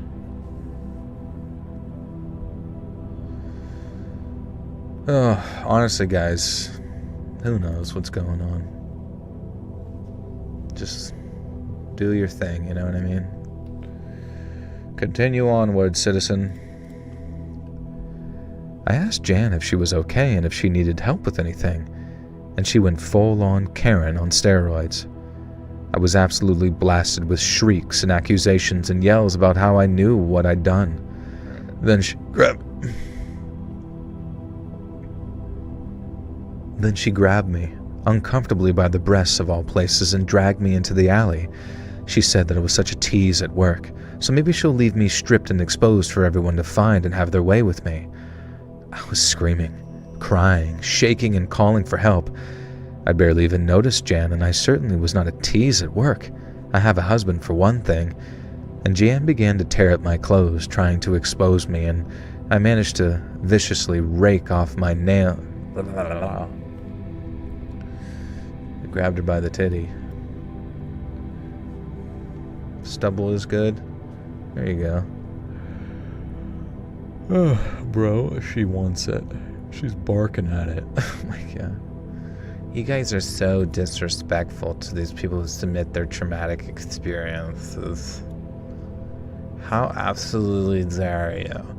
And in fact, to make sure that I properly tattletale on all of you and your disrespectful, malignant, and misogynistically hate-filled speech, I'm going to make a post on Reddit to make sure that everyone hates you just like I do.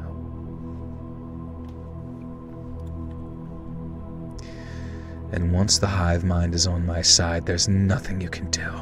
Your life is over! Your life is fucking over! Jan began to tear at my clothes, trying to expose me, and I managed a vicious rake of my nails down her face. And then I heard it. The blissful sound of a police siren and a flashlight. It didn't take the officers long to work out what was going on, and once I explained my story, as little sense as it even made to me in the moment, Jan was soon in handcuffs. The next day at work was full of gossip. It appears that Jan had been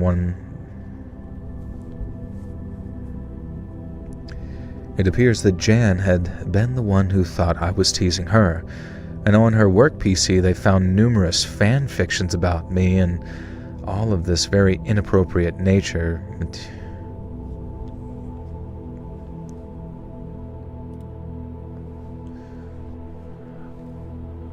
What's everyone's favorite ice cream?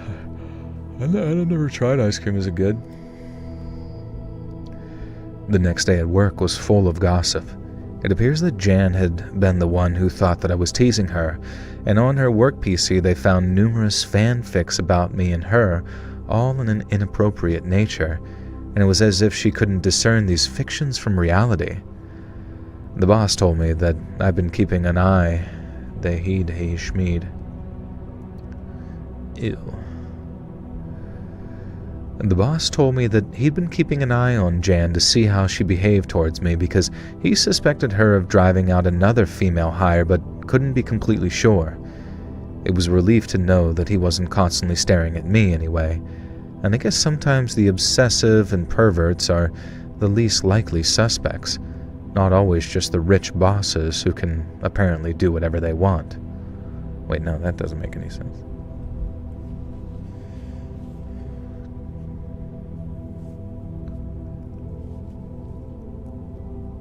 Deep fried ice cream. Oh my gosh, delicious. Absolutely delicious. It was a relief to know that his It was a relief to know that he wasn't constantly staring at me anyway. I guess sometimes the obsessive and the perverts are the least likely suspects. Holy Christ on a cross and Christmas tree. We need to finish this fucking shit. Cookies and cream kind of gal? Yeah, bro, same here. I'd take a fucking... Honestly, okay, honest question. Fresh, slightly melted, not hard, bathtub full of ice cream. Not even bathtub. Pool full of... Pool full of ice cream, but it only goes up about 3 feet, so you're not going to drown. You have the ability to stand up if you're not a dwarf who could drown in ice cream. Are you getting in? Are you jumping in a big... because, I mean, people always talk about it, but, do you have the guts to actually commit and jump in said human-sized amount of ice cream? Duh. That's true. That's kind of a duh scenario. My uncle used to work at Ben & Jerry's, and there was always only Chunky Monkey in the freezer for some reason. Yucko. I don't remember Chunky Monkey. What's that flavor? Sorbet. I'm kind of lactose intolerant. Oh, that's fair. You said drowned. You drowned it. My favorite milkshake at the local burger stand and their banana split milkshake. Ooh. I heard they use grass-fed milk. When Grandma died in the 80s, I don't think my grandpa expected to find love again, let alone 20 years later. And yet as we drove him to the nursing home, this was his choice by the way, we joked about how he might meet a hot octogenarian who could be his life partner for the rest of it. Now Grandpa poo-pooed this idea, but I could tell that he kind of liked it too. Of course, not that I was a real expert, but at 23 I didn't really imagine that real old people's parts worked anymore, so I pictured older love as something beautiful. Jigsaw puzzles with a morning cup of coffee, walks by the lake, walking the sun. Oh, I thought he was talking about like their penises being like jigsaw puzzles or something. Joel, have you had a daiquiri ice from Baskin Robbins? They've discontinued it and I'm bummed. Daiquiri ice, that sounds yummy. Is that like frozen ice? Chunky Monkey is banana flavor with chocolate. I think I've had it in a long time. Well, I gotta be honest with you, like the synthetic flavoring of banana, such as in Runts, if you've had the candy called Runts, the banana flavored is absolutely fucking vomit inducing. It's gross. Because it just, you know how like whenever you have a certain type of vodka when you're younger, and then you drink so much of it that you throw up, and then forever on when you smell the smell of that disgusting synthetic flavoring, it just makes you want to die and sick again. Well, that's how I felt as soon as I was born, tasting whatever the fuck Runts are, the banana flavor. And as long as, you know, Chunky Monkey, which, well, no, we won't go there, but it's gross if it's synthetic flavored.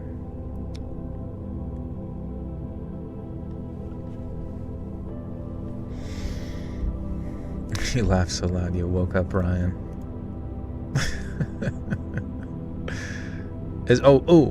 Hannah, I just had a vision in my head. Is Ryan really good at like puzzles? Like if you were to go to this restaurant called Cracker Barrel, I've been there before, and Cracker Barrel has these little stupid peg puzzles that have eluded me for years. And if you can imagine, he plays that peg puzzle game and beats it in his first time at Cracker Barrel. That is the exact vision in my mind of what Ryan would be capable of due to his high intelligence. Isn't Cracker Barrel a breakfast place? Yeah, I think you can get dinner there too, but you can do breakfast all day. That's your next date? Oh, hell yeah, let's go. Dude, what if I just prophesizzled that? Remember those weird-ass gumball machines from decades ago, those fruit-shaped candies? The banana ones are nasty. I don't know. I've been seeing so many vending machines / claw machines lately that my friends' kids are just like obsessed with playing. It's genuinely kind of rude how willing kids are at completely draining your bank account playing games and buying little knickknacks and bullshit. Like it's just funny to think that when it comes to like a child's contemplation about whether or not they are like using you for money to buy toys, it like literally never goes through their head like, well, maybe I'm asking a bit much here. Or maybe after like the 5th attempt of not winning anything, maybe I shouldn't keep asking. It's like almost 100% of the time they have to be like told, okay, no, we're fucking done with that shit. They are the ultimate consumer. I mean, kids aren't, literally, like, kids are the epitome of goy slop consumers. Like, if you ever just like think of any pile of shit you could ever drum up in your head, whether it's Marvel movies or fucking like squishy bibble bops, kids are gonna fucking love them. And if you can convince them that they're like, that the other kids like them too, they're gonna like be at each other's throats trying to get like a squishy duck. And it's kind of awesome. I do miss those days, honestly, where there would be like a thing of the week. You remember like Digimon, but like the ones that you could like raise on your like little handheld keychain? Those were sick. But I remember like they would like beep in the middle of the night to like wake you up because they shit 50 times. And if you didn't clean up their shit, it would literally drown in its own poop. Why it had to poop so much, I have no idea, or how it was even generating so much feces was pretty confusing. But it would, and but in the morning you would wake up and it had like created its own tomb of caca.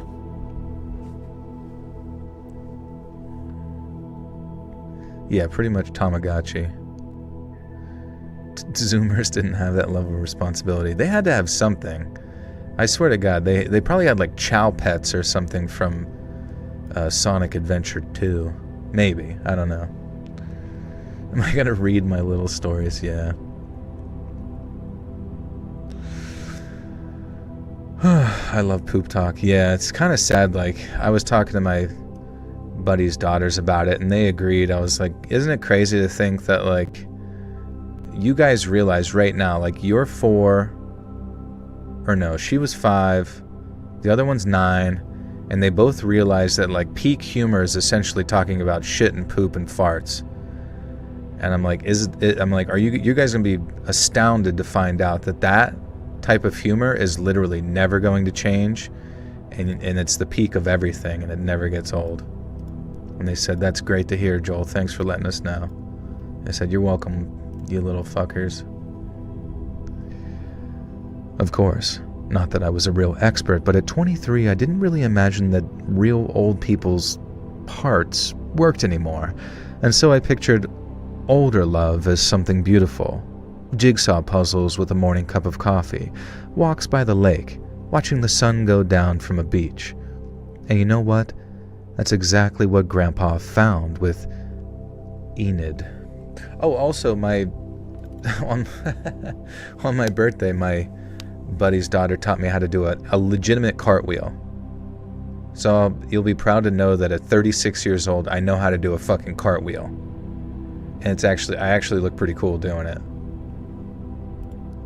I might be joining the Olympics. The Oscrimpics. But I just tell people that I'm tricking. I'm doing tricks.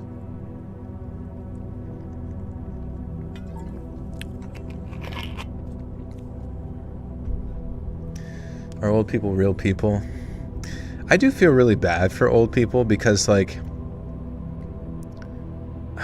it's so sad to say, but, like, I don't take them seriously at all. Like, I do out of respect for them. And if they have some degree of wisdom to impart upon me, I listen. But most of the time, I interact with old people. One, they're a little yucky, right? They're a little saggy. They're a little, decayed. And that's fine. No issue with that. We all got to go through it eventually. But it's kind of like the more disappointing part is that sometimes you interact with an old person and they don't really have a whole lot to say. It's almost like, like I sat here and found out that I'm like stuck, I am stuck as my 25-year-old self forever. That's what my brain is, and that's what it always will be. But like finding out that whoever this person is at like 78 is not that much more impressive than myself in 8th grade due to their intelligence, it kind of just like fills me with a certain sense of further frustration with the elderly population. And, due in part to me not really being jealous of them for anything or wanting to have sex with them, I just I sort of just want to write them off. And I don't think maybe they shouldn't have the right to vote. I don't know. We'll talk about that later, but a lot of things to consider when it comes to old people's ability to participate in society.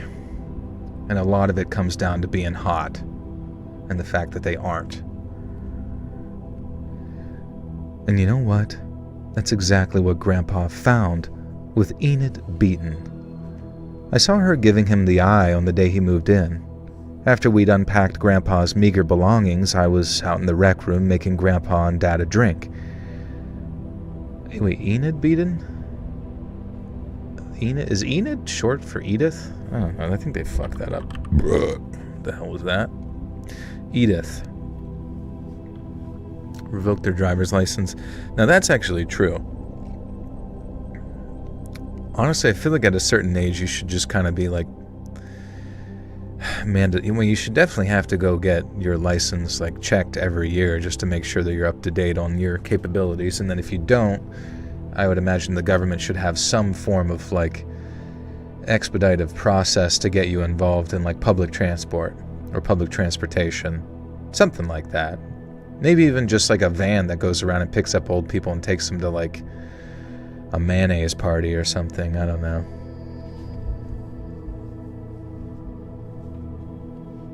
My grandpa at 104 just stopped driving around Pennsylvania while companies you're doing. What are you talking about? I need him on the NASCAR. I need him on the Poconos tomorrow. He needs to be a crash test dummy. No, I'm just kidding. He needs to be in the MMA. Your grandfather needs to be a doorman at a bar in Philadelphia, the heart of Philadelphia. Your grandpa needs to be cleaning up the streets as a police officer in Kensington Square. He just runs me over instantly. Like during the stream, he just crashes through the fucking window and smushes me.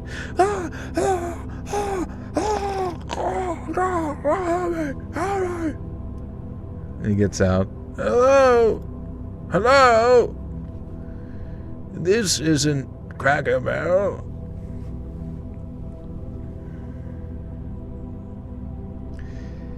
And you know what? That's exactly what Grandpa found with Edith Beaton. I saw her giving him the eye on the day he moved in.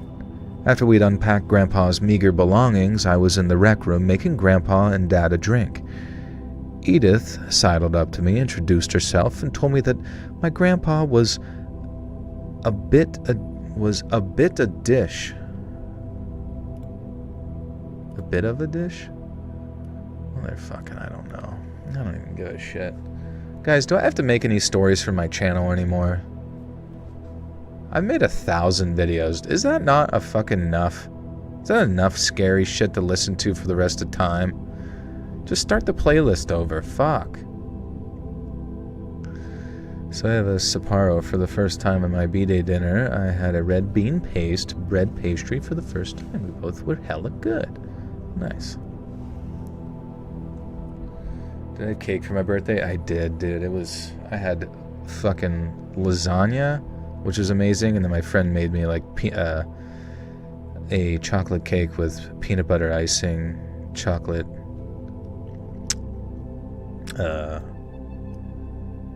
what are they called? Like Kisses. Not Hershey Kisses, but chips. Chocolate motherfucking chips. If someone writes their story about being a juror on a murder case, would that be categorized? Probably true scary juror on a murder case stories. Look, Joel, you won't read smut, so now you have to read scary stories forever. It's fair. It's like the next best thing. Isn't it weird that that's like the hierarchy of what like turns on women? At the top, it's like, you know, sexual stories about werewolves, and then right below that is like Ted Bundy cut my head off. Like what is the transition there? What kind of strange ancient fucking caveman psychology is like generationally traumatized into every woman's brain to enjoy that shit? What's the deal with true crime? It's not true, and it's not really crime. I mean, at least when I did it. Okay. Edith sidled up to me, introduced herself, and told me that my grandpa was a bit of a dish, wasn't he? I laughed, blushing a little, because what do you say to that about your own family member? Instead, I changed the subject to try selling him to her as a friend and companion. He was smart, funny, well-read, and hadn't come to the nursing home to just give up on life. Now, these all seemed to be the right things to say to Edith.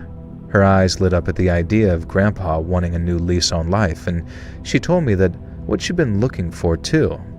I promised that I'd introduce them over dinner, and I did.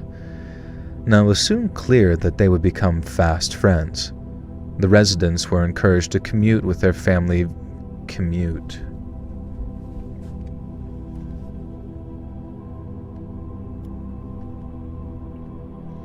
You should translate some Insomnio podcast stories. What's Insomnio? Hola, welcome back to Insomnio Spooky Stories, featuring Joel. Special guest, Jesus. What presents did I get for my birthday? I got not a lot of presents, as I just went out to get food and stuff most of the time, but my buddy's daughters, but technically just him, got me. The one picked me out Pokemon, like little fucking thing, little decorative bullshits, and it's basically Charmander, Squirtle, Bulbasaur, and Pikachu, and basically you just take them out of the package and then put them up in a spot as a decoration. So that I probably won't take it out of this package and resell this on eBay for $1 trillion later. I can't. And then the other one got me. It was like supposed to be like a little thing, like a little ceramic thing of like a cat, which is supposed to be Pradeep. So yeah, I'll probably put that on my bookshelf or something. Maybe I'll... Oh, hey kitty, come on in. Come on in, buddy. Hi. He wants to come into my dojo. My teepee. And my hut. Okay. Did they get any action figures? Pretty much just those Pokemon things. Charizard was the cool Pokemon when I was a kid. What's the cool Pokemon 2026? It's technically still Charizard. Like, the Charizard still seem to carry a lot of value within, like, Pokemon. But it's basically any of the ones that have, like, a degree of nostalgia factor. And it just depends on which ones get determined to be, like, chases for the sets or whatever that they make. Charizard still goes pretty hard. Pikachu goes hard. The more recent, like, Ascending Heroes had, like, Dragonite and, like, Gengar and shit like that. Mewtwo. Umbreon goes really hard. Rayquaza. Okay. How much does Pradeep weigh? I think Pradeep weighs, like, maybe 8 pounds or something. I feel like I'm curling him pretty easy.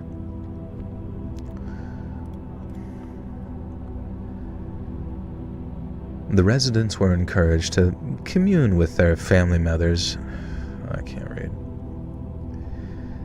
The residents were encouraged to communicate with their family via letter or email rather than telephone, to keep their minds sharp. So, for the first few weeks, we received gushing, almost teenage messages from Grandpa about his time with Edith. They had soon become the nursing home's trivia night champions, and they'd lost entire days to walks around the lakes and the grounds, and they even shared a kiss or two as the sun went down. Then, Grandpa's emails changed. They became, well, creepy, to put it in the best way that I can. Instead of the paragraphs of gushing text that he'd send us, we'd started receiving emails of one sentence that said things like, "There's something wrong with this place. I see a shadow at the door. She scratches in the night." Naturally, we reached out to the nursing home, and Grandpa's mental faculties had always been sharp as a knife, but this screamed dementia. They called us all in for a meeting with him, and we discussed the emails. Grandpa explained that he was having night terrors and was deeply apologetic, but that the only way he seemed to be able to break out of them was to email the people he loved and snap himself back to reality. And it all felt very strange. More emails arrived and became clear that they were written by a very scared, very unsettled person. They spoke of a spirit that roamed the halls, searching for its next victim, and then in the day he'd be...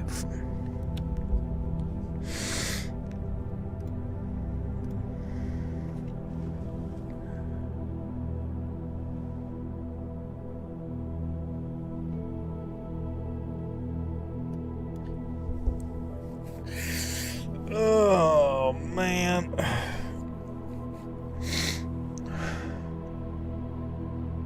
Charizard is the most expensive Pokemon, with all the cards totaling around 26,500 USD, and then Pika was 17k, Gengar 12k, Rayquaza 12k, Mew 11k. Interesting. Did they get Pradeep any B-Day gifts? Yeah, you just get little balls, to kick around. Some feathery toys. A little bit of catnip. You going back to your old stream schedule? No, I just don't have the gym tomorrow, so we're gonna get these stories done, then I'll probably be hitting the old sack and then going to bed. So it's a Charizard card or a car?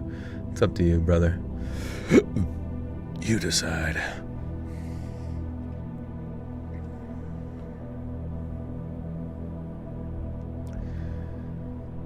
They spoke of a spirit. They spoke of a spirit that roamed the halls, searching for its next victim. Then during the day, he'd be full of apologies. And then he told us that he'd spoken to Edith about the night terrors and the emails, and that she suddenly became strangely angry with him. None of this was adding up, and I was starting to become a little scared. And so I booked an appointment with the head of the nursing home by myself without telling my parents or Grandpa, making sure that it fell on a day when he was part of a residential day trip. Now, I didn't get many answers from the head nurse. Guys, can I run to the bathroom real quick? I'll be right back.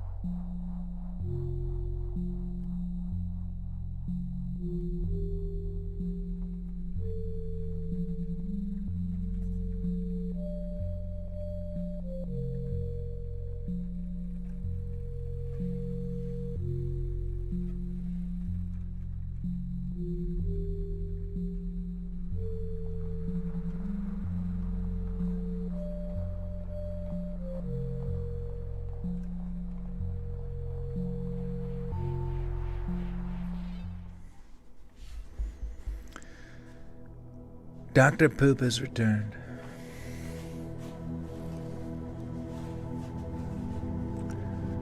That'd be really funny. Like if I did die on the toilet, you guys would never know.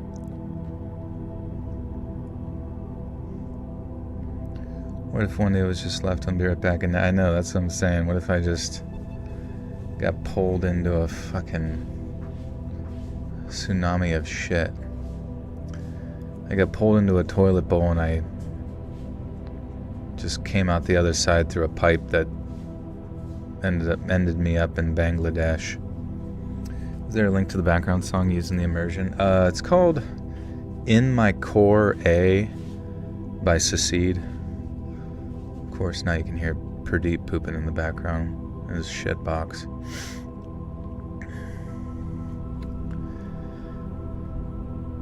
If I had any advice for the younger people looking to get into the dating game, it would be this.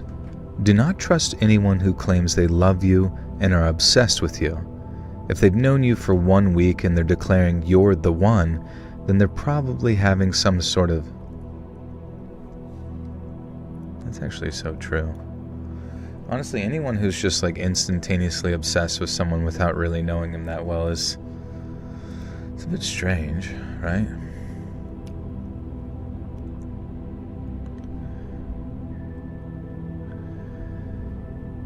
If they've known you for 1 week and they're declaring. Joel, this blew my mind. Yesterday I found out that YouTube creators can respond to comments with voice messages. Did you know that? I did see that on some. I don't think I'll be doing that, but I did see that.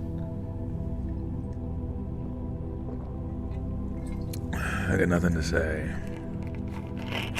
I mean, really, what's the point? Like, why do I have to record on voice? Sounds good, guy. Like, someone's like, oh my god, I jerk off to your stuff. Like, and I'm just like, okay.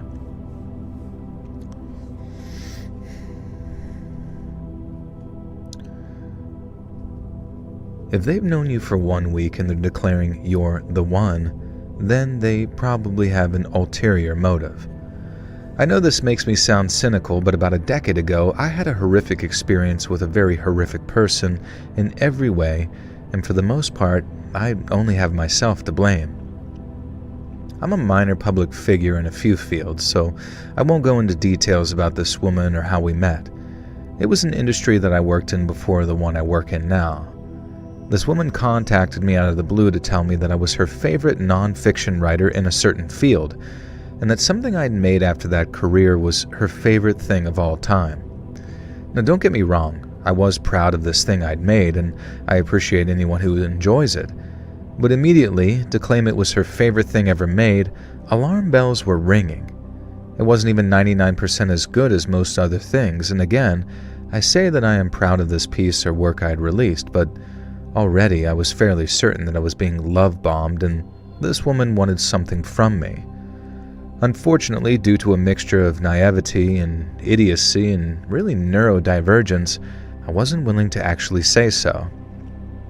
Now, what followed next was a day or two of Snapchat flirting, followed by some of the most unflattering, unsolicited nudes you would ever seen. You ever done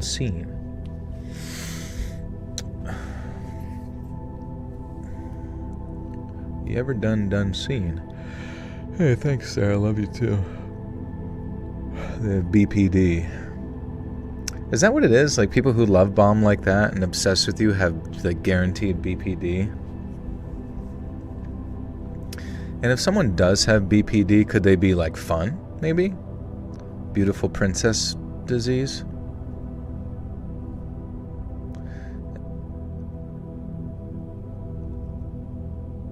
Either that or narcissism. Who knows, man? They made up all these words about people's brains, but can't we all just...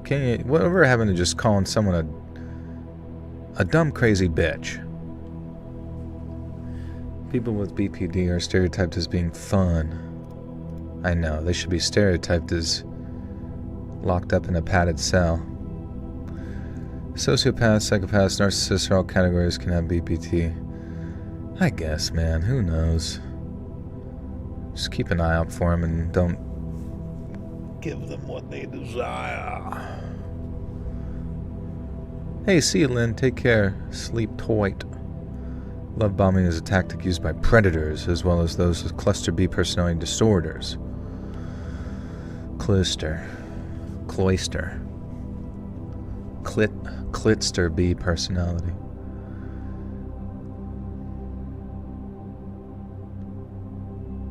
the crazy hot matrix. What followed next was a day or two of Snapchat flirting, followed by some of the most unflattering, unsolicited nudes you ever did see. I pretended that I was impressed because I don't want to crap on anyone's self-esteem, but I've seen more flattering autopsy photos.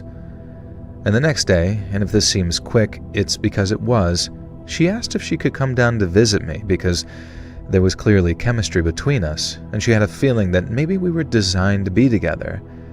That I was her dream guy and I was some kind of super genius. LOL. Now I said no, I'd just come out of a relationship, a really bad one, and I really didn't want anything more than casual fun for now. And that's when the first temper tantrum happened.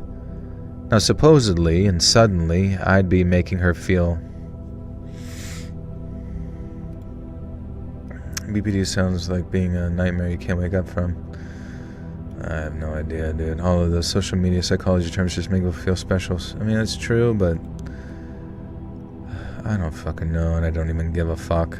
It kind of annoys me, like, go to someone's, like, profile or something when they have, like, some type of, like, psychological diagnosis, and it's like it's great that they warn you. It's like a nice little warning, like, sufferer of this fucking crazy thing, you know what I mean, or whatever. Especially if they're genuinely, like, if they're just a good person, like, I have no issue. But if they're genuinely a problem for most people around them, it's nice that they, like, let you know beforehand, even if it is in a weird sort of braggaratory manner.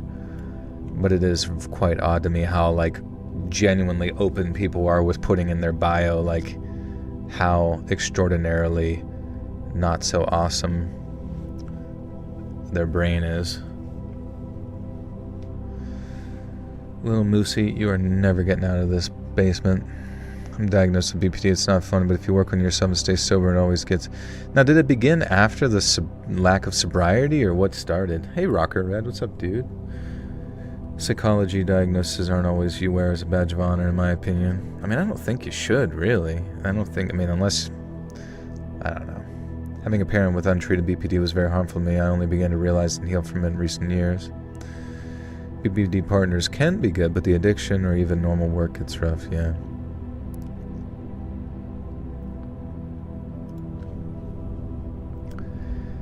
Suddenly, I'd be making her feel like a lady of ill repute if I'd seen nudes of her without then allowing her to come and visit and at least see how things worked out. And I was so taken aback by this logic. Like, literally, how am I supposed to just give everything to you because you just showed yourself to me unsolicited? I still said no, but she spent days and days and days sending me voice messages, crying about how I'd made her feel like a, well, some words I shouldn't say on here, all because she'd sent these unsolicited nudes.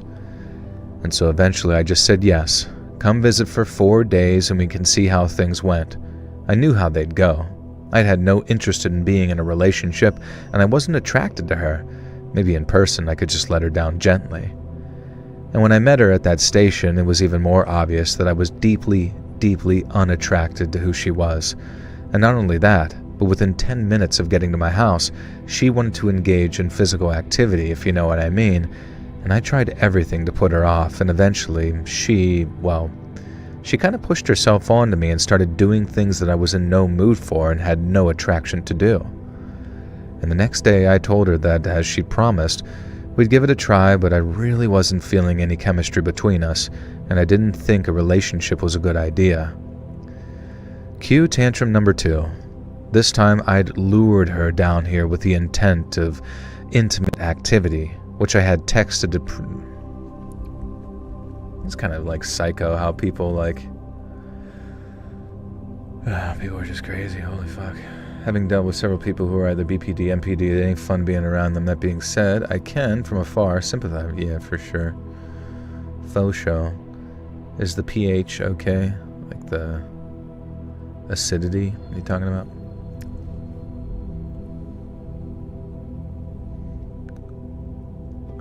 You never heard of a man saying no, ever.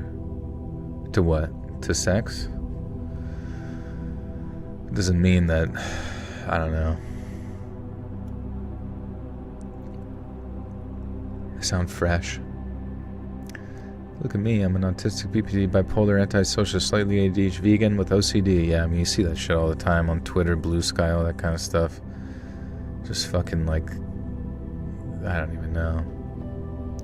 Have you seen Obsession? Yeah, I did a whole review on my new movie review podcast over on Patreon. And it was good. Or pretty good, at least. I definitely go into it a little bit more. What is Blue Sky?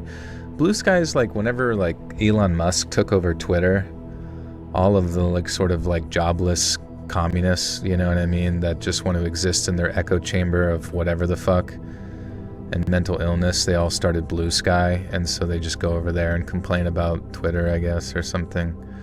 I don't know. I mean, I'm sure it's not all entirely like that, but I mean, I can only see the reason, like, you know, they didn't really want to like have other people like saying things that they disagree with, so they're like, let's go create our echo chamber elsewhere so we can continue to, I don't know, never have to like be faced with any sort of opposing perspective, which is fair, you know. There's a market for that. People LARP about having anxiety disorder, but they never spent days on the edge of the bed in a near catatonic state, frozen by moral and spiritual anxiety after seeing Cthulhu rise up from the ocean. Cue tantrum number 2.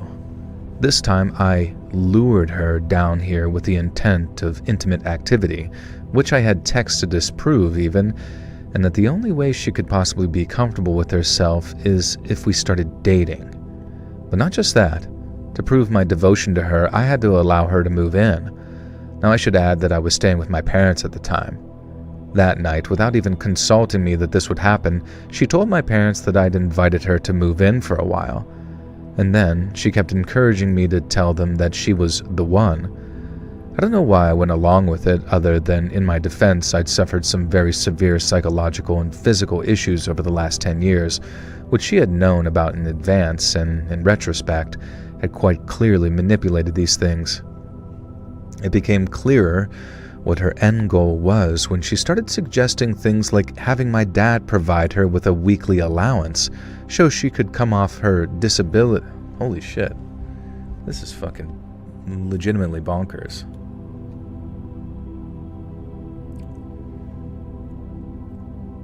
So this guy in the story isn't into her, but she keeps seeing her. Yeah, it sounds like this person is just like in a position of like extraordinarily, I don't know, basically like one of those sort of victims that can't stand up for themselves. They did say at the beginning of the story that they were like quote unquote neurodivergent or whatever, which could, you know, fall under the category of a myriad of, I mean, if they're neurodivergent and they live with their parents and like somebody gives them attention but then manipulates them through tantrums and negative stuff to like get what they want, it just sounds like a generally confusing experience. But at the same time, it also sounds like we're maybe not getting the entire story as well. How long did it take you to like your cat? I mean, I always liked my cat. For my cat to like me, I feel like it took a little bit longer, but I was the one that he chose to like the most. I really dislike people who want to be a victim. It's sick. Yeah, it's quite strange. I mean, it's really just a manipulation tactic, sometimes amplified by people's like addictions as well. Like there's multiple people I've known that have been addicted to like heroin or whatever the fuck, and like the personality that they develop to like make you feel bad and woe is me, to like basically manipulate people and them to getting what they want. It's fucking annoying and stupid, and I want to punch them in their solar plexus. I had a full mental breakdown in September, hallucinations violent with hospital staff with no memory of it. Woke up strapped to a bed. They gave me bipolar diagnosis at 59 years old with no history. That's crazy. Wonder what happened. There was no like variable you could think of that created that situation?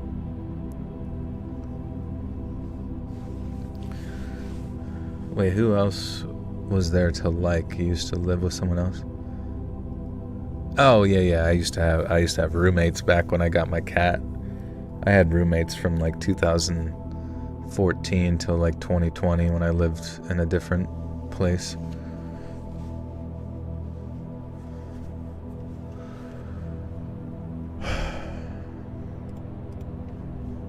poop mates, more like it. They pooped all the time. All right. It became clearer what her end goal was when she started suggesting things like having my dad provide her with a weekly allowance so she could come off of disability benefits, which to this day, I still have no idea what those benefits really were for. Now obviously my dad said no, but my parents were also ridiculously kind, and they converted one of the larger rooms into a double bedroom for us. Now one event that sticks out in my mind is when we went to buy a bed. There were two possible sizes, one that was perfectly large and one that was ridiculously huge. I said that we should go for the large one. Now she demanded that we have the largest and most expensive bed possible, which, I note, my parents were kindly paying for. Now from the start, if I didn't want to engage in certain activities with her, she'd throw a tantrum, saying I was making her feel undesirable and that I had to let her do things to me that I really, really didn't want to, and she'd feel unwanted. On the other hand, whenever she did browbeat me into agreeing, she quickly descended into the tactic of negging, intentionally playing on my own insecurity.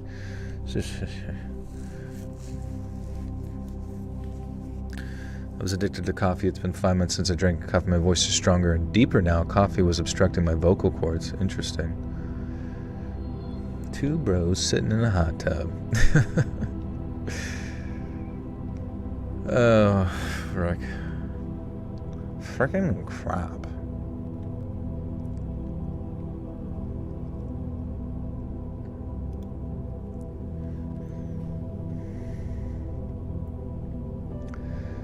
On the other hand, whenever she did browbeat me into agreeing, she'd quickly descend into the tactic of negging, intentionally playing on my own insecurities of making me feel even worse about the interactions between us, and I took to avoiding her as much as I could. I pretended to keep falling asleep on the couch so I didn't have to share a bed with her, and things just got worse from there. She wasn't contributing a single thing to the family financially. Myself and my parents were paying for everything. But here's possibly the worst bit, and I may explain a little.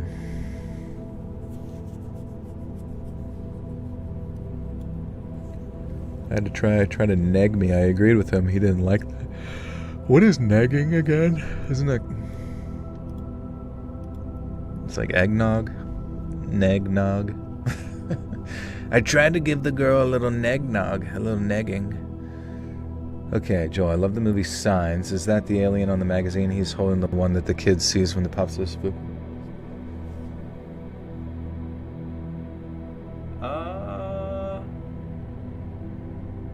Fucking maybe, honestly.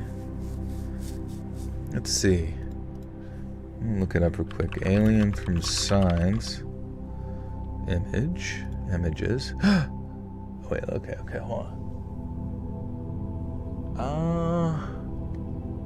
So it kind of like looks over and shit.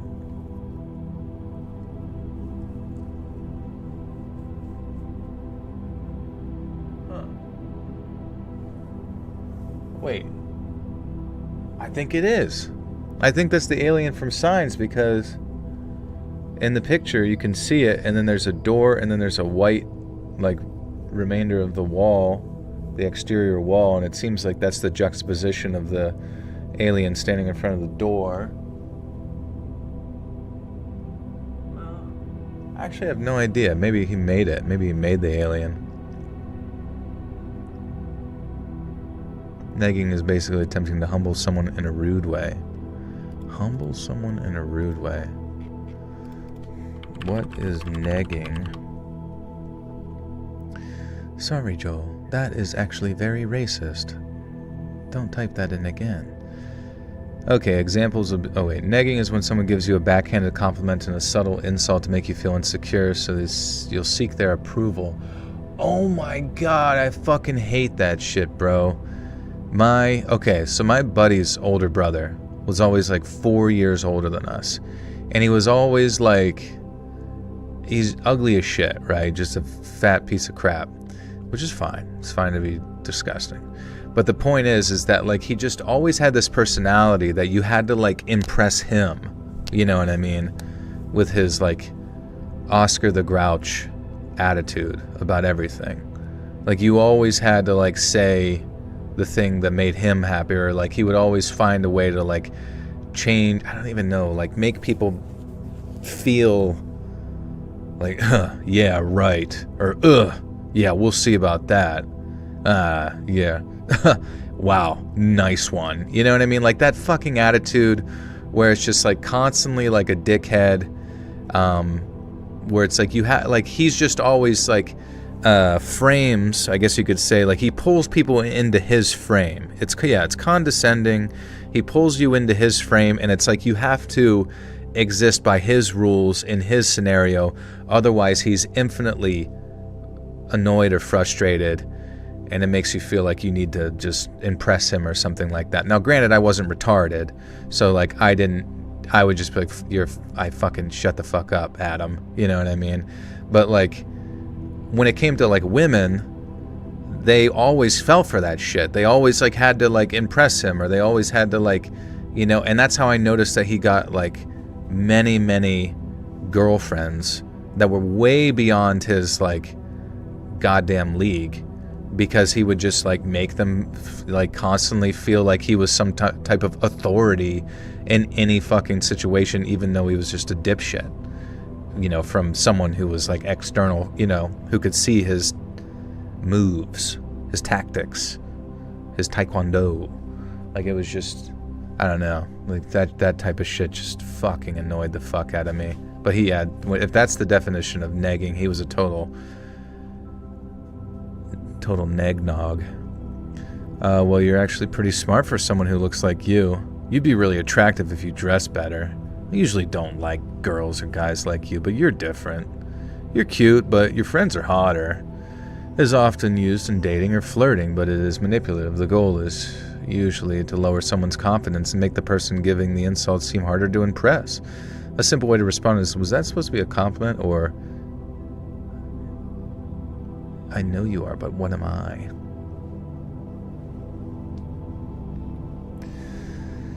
I used to be like that in my 20s. Unfortunately, I hated that version of myself for the reason I have no friends, really.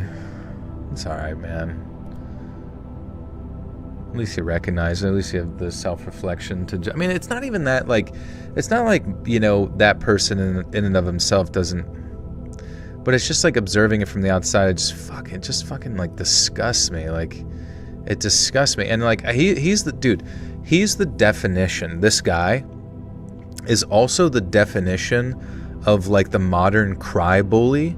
You know what I'm talking about? The one who's like a total dickhead who wants to feel morally... It's like, that's why he was so attracted to, like, and you've probably seen this archetype, these individuals who are heavily attracted to sort of like left-leaning politics. And it's not, once again, I'm not trying to like divide this into the, but it's just, I'm observing this from an outsider's perspective. I see certain tropes that people take on, right? And there's something very strange about people who get not all of them, but some of them, especially these ones who are very attracted to the realm of negging, that they'll use the left-leaning politics and their stances therein, and the sort of like moral high ground that they can accomplish by saying that they adhere to those as a sexual technique to impress women, to make themselves seem morally superior in certain ways, that they are the bullies to the bully, if that makes sense. They're the ones that are going to speak out and fight against it, but in reality all they're really doing is just trying to like get pussy, you know what I mean? Like it's genuinely very embarrassing. But on top of that, it's like they'll use these sort of, you know, political talking points as like a moral standing ground to basically consider you or whoever a lesser person or a worse person or whatever.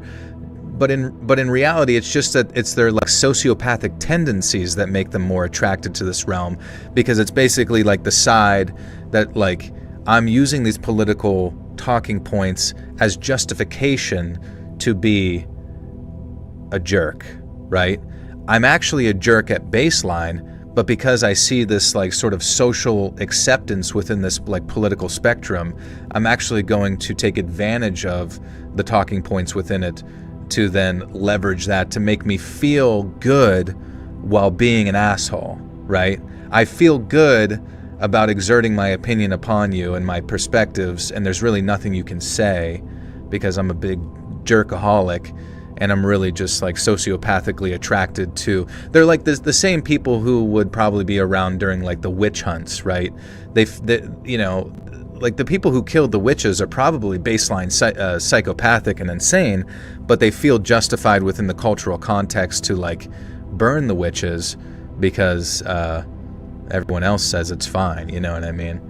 And it is insecurity at its finest. It's like, really, he's the same sort of person on Facebook who would post the fucking longest, stupidest shit about how awesome the newest fucking like Marvel's movie was. And it's just like, that one fucking sucked, you dumb asshole. But he would like, the newest fucking Captain America blew my fucking mind. I couldn't believe what I was seeing by Act 2, and the performance by Jonathan Donahue absolutely knocked it out of the park. And I'm like, I want to hit you in the head with a fucking hammer. You suck. And just really anything like pop culture. It's like they're so attracted to like you know what it reminds me of in like a weird abstract way? Do you guys remember American Psycho? Do you guys remember American Psycho? The funniest part about American Psycho is that there's so many people who attribute the character of American Psycho to being more associative with the character, with the general internet trope of the incel, right? Which is funny, right? You know what I mean? It's funny, it's like it's a meme, it's whatever.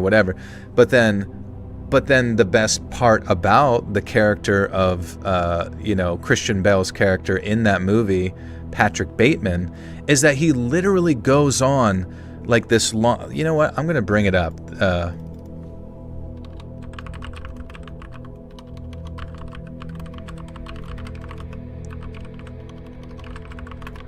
It's my favorite, like, quote from his.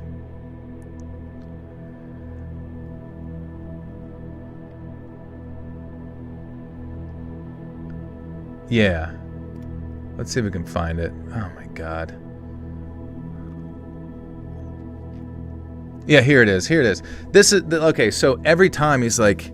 It was like he was a fucking psychopath who killed people in his spare time and daydreamed about, like, bathing in their blood. But then he would have, like, little fucking monologues that would say, we have to stop from abusing the welfare system. We have to provide food and shelter for the homeless and oppose racial discrimination and promote civil rights while also promoting equal rights for women, but change the abortion laws to protect the right to life, yet still somehow maintain women's freedom of choice. We also have to control the Oh wait, this is not the actual... Oh, maybe this is from the book, actually. We also have to control the influx of illegal immigrants. We have to encourage a return to traditional moral values and curb graphic sex and violence on TV, in movies, and popular music everywhere. Most importantly, we have to promote general social concern and less materialism in young people. But anyways, he would... And it was the same thing in the movie, like the general moral stance, sort of monologue that he would go on would be to indicate to those around him that he's like some sort of do-gooder. But in reality, his underlying true self was just utilizing that as a mask to hide that he's a wolf in sheep's clothing, that he's like an evil person that wants to fucking stab you to death. And that's the exact like sort of like sensation that I got from the person that I described there, and the people that I see in like the modern sense. Christian Bale himself, Patrick Bateman, is an awful character he does not like, but those incels revere Bateman as a Sigma God. But that's the funny part, is that it's almost like they revere him as the Sigma God. I guess I don't really know. I mean, a lot of times we talk about these characters in the abstract, and it's like, do they really exist, these strange and weird incelian folk, or do we just sort of like say it and then it manifests them and apply those labels to those people? Maybe a little bit of both. But that being said, it was like Christian Bale's character also is trying to present this, like, once again, moral high-standing individual, because I want to fit in. Do you remember that line? He was like, because I want to fit in. And that's like it. That's literally what most of people's like political stances and perspectives on most things are. Especially if you go to like New York. Go to fucking New York and the whole fucking city's just filled with American psychos. Because I want to fit in with their, I mean, like, yeah, someone said Gavin Newsom earlier. I mean, all of them, every one of those like politicians are fucked beyond belief. But I mean, like, he's like almost like the definition of like a real life Patrick Bateman, where he sits there and like champions all this like abstract, strange, like social cohesion and progressive politics, all this type of stuff, right? You know, that he's saying. But in objective reality, it's like all of these politicians are like slime bags to the fullest extent. The Californian psycho.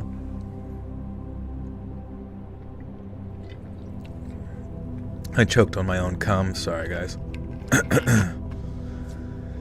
That thumbnail incident reminded me of a Wasps doctor I watched when Chris Holmes was in his pool guzzling handfuls of vodka. Hell yeah.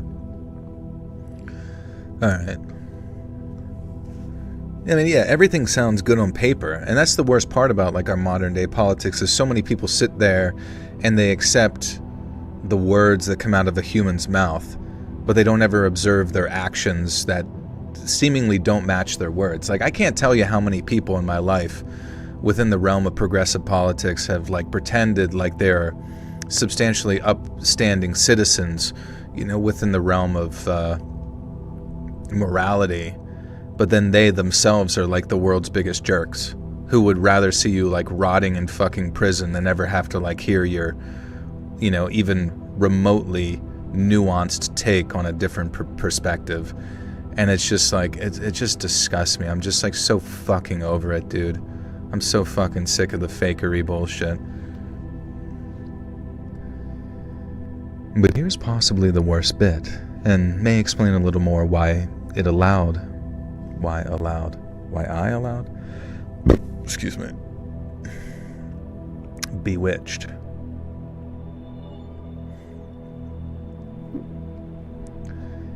But here's possibly the worst thing, and may explain a little more as to why I allowed this to continue happening for 6 months. After the first few days of her being present at my house, she revealed that she had a 4-year-old boy who she was no longer allowed custody of. And when I expressed the fact that I wasn't particularly happy with having this fact hidden from me, and wasn't emotionally prepared to be in a relationship with someone who had a child, under extremely complicated circumstances no less, she said something that chilled me to the bone. She said that if her son ruined her chances at happiness again, she had no idea what she might do to him, that any subsequent actions would be my doing. She would use this for the duration of the relationship, that if we weren't together and if she didn't get what she wanted, then her son could be at risk. Eventually, I traveled to another part of the country and met her son, who was living with his father and stepmother, and it was pretty clear that she wasn't allowed unsupervised visits with her son, and so threats had been somewhat empty. This was the same trip when... Jesus Christ.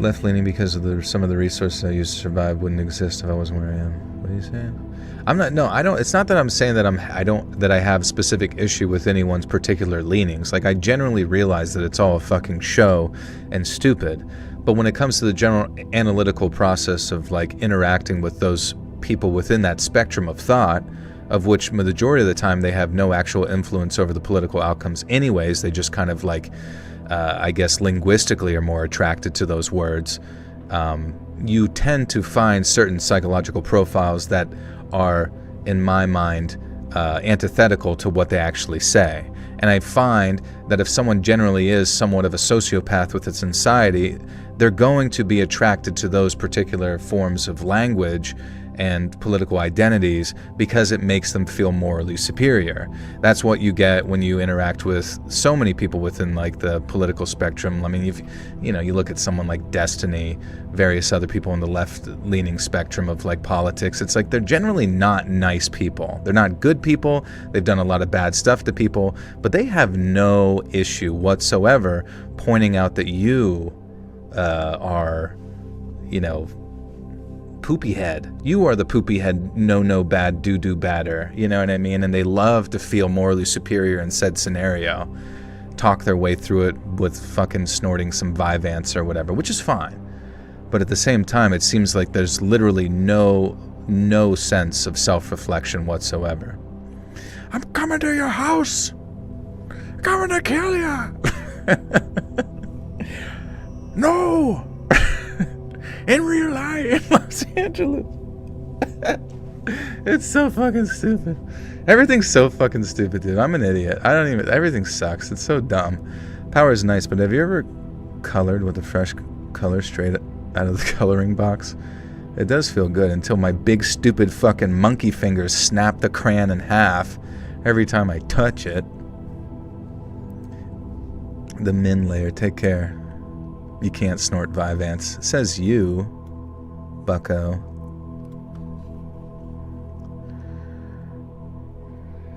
This was the same trip where she invited her disgusting-ass mom with orange hair to come stay with us for Christmas.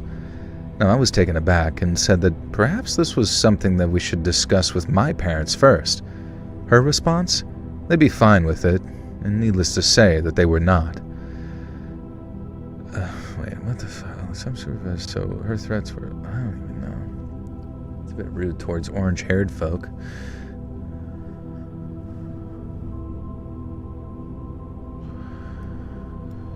Oh, what's up, Snappy? What's up, Elevate? How we doing?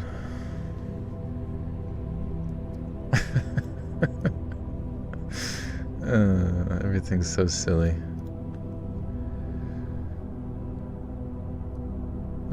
Where am I? I have to go back a paragraph, I think. I got lost. Eventually, I traveled to another part of the country and met her son, who was living with his father and stepmother, and it was pretty clear that she wasn't allowed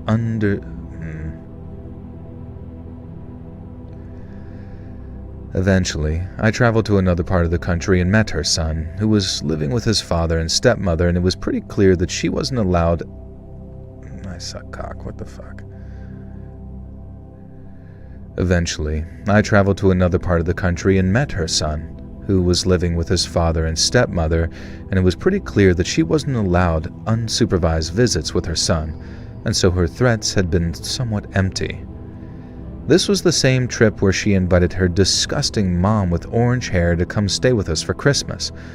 I was taken aback and said that perhaps this was something we should discuss with my parents first. Her response? They'd be fine with it, and needless to say, they were not. Things came to a head a month later. It turned out that she'd been using my mom's expensive shampoo and cosmetics without even asking, and that was the final straw. We told her that having a fourth person living in the house, contributing nothing to groceries, rent, household items, etc., while spending literally thousands of dollars on herself, wasn't really feasible. And the next day, she decided that she should go back and stay with her mom for a while. Fine by me, even if it meant that I had to pay back my mom for the $300 that my ex had borrowed from her. There was one final desperate attempt to use her obsession with financially conning my family. She emailed me from her hometown saying that things could go back to normal if she was less stressed, because her mom was struggling to pay her mortgage, and if we could pay $500 a month to help her out, she could go back to being the one and we could maybe get married. I should add here that I knew for a fact that her mother did not have a mortgage, and when I said no, that wasn't doable, she sent me one more text saying that she couldn't handle the drama of the relationship, and I never heard from her again. This is someone who acted so obsessed with me that it scared me. This is someone who used the threat of harming her own 4-year-old child as a way of keeping me and my family financing. No mortgage, no problem. No credit, no worries. The elite use gematria in literally everything, like news and sports. The general public has no knowledge. It's so very useful to understand, in my opinion. Yeah, what the fuck is the deal with gematria? I've been seeing that pop up so much lately. Let's see, we're going to look it up real quick. We're going to do a quick gematria thing before I got to go to bed.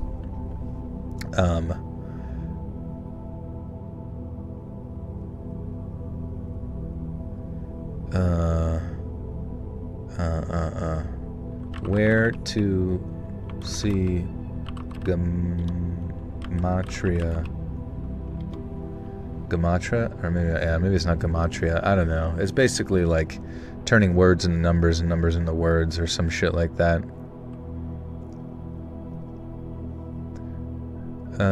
Good for English, Hebrew, Greek, and multiple cipher systems. Gematrix, popular for typing. We'll try this one, I guess. Okay, so a lot of pop-ups, but whatever. So we're typing in words. What do we type in? Jared Kushner.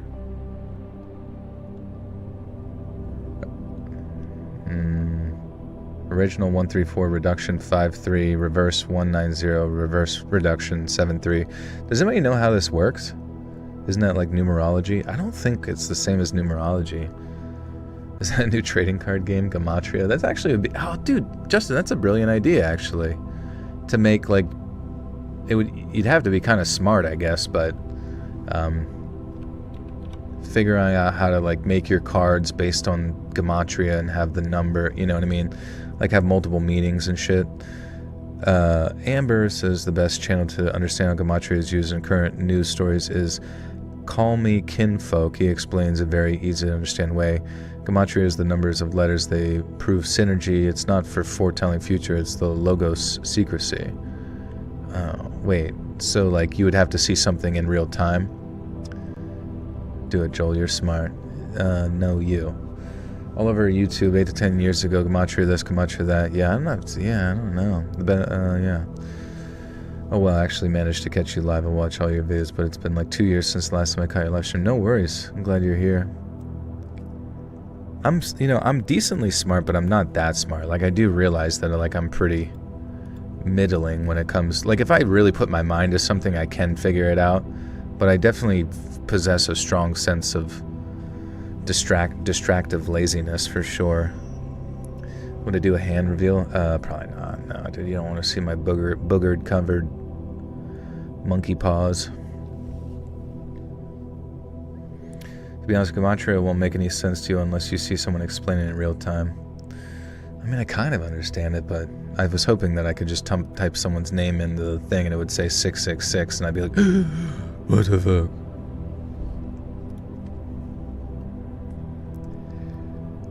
This is someone who acted so obsessed with me that it scared me. This is someone who used the threat of harming her own 4-year-old child as a way of keeping me and my family financing her lifestyle while she happily bought designer clothes and MacBooks. And to this day, I don't think she was obsessed with me, but was someone who she thought she could scam with her feminine wiles and her charm. Unfortunately for her, she had neither, and all she had was a heart full of hate, an obsession with laziness, and a complete inability to tell the truth. Now, I'm sure there are scarier stories of obsession, knowing that a lot of her claims were BS, but at the time, the idea that she could harm her kid if I didn't continue to fund her lifestyle was one of the creepiest, most hateful, laziest, most obsessive behaviors I've ever encountered. And so yeah, my tip to you younger people, don't fall for someone who treats you like the second coming, and more often than not, they're fixated on an imagined version of you, one who will give them everything they want and get nothing in return. And that is a true psychopath. Gematria is used to draw correspondence and meaning between different words in Hebrew which have the same numerical value as far as one usage is concerned. Joel in Jewish Gematria equals 675, 650. Does that mean anything though? Like, what does that mean? For example, you can instantly tell if a news story is a staged psyop by Gematria. Yeah, what do? You type in like the phrase they're using, and then if the number type comes up as 69420, you go, aha, they're full of crap. I need examples, guys. I can't just figure this out in my head.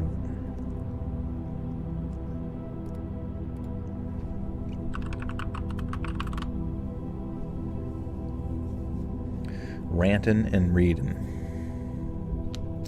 Good example is like time between events always correspond to much darker agendas.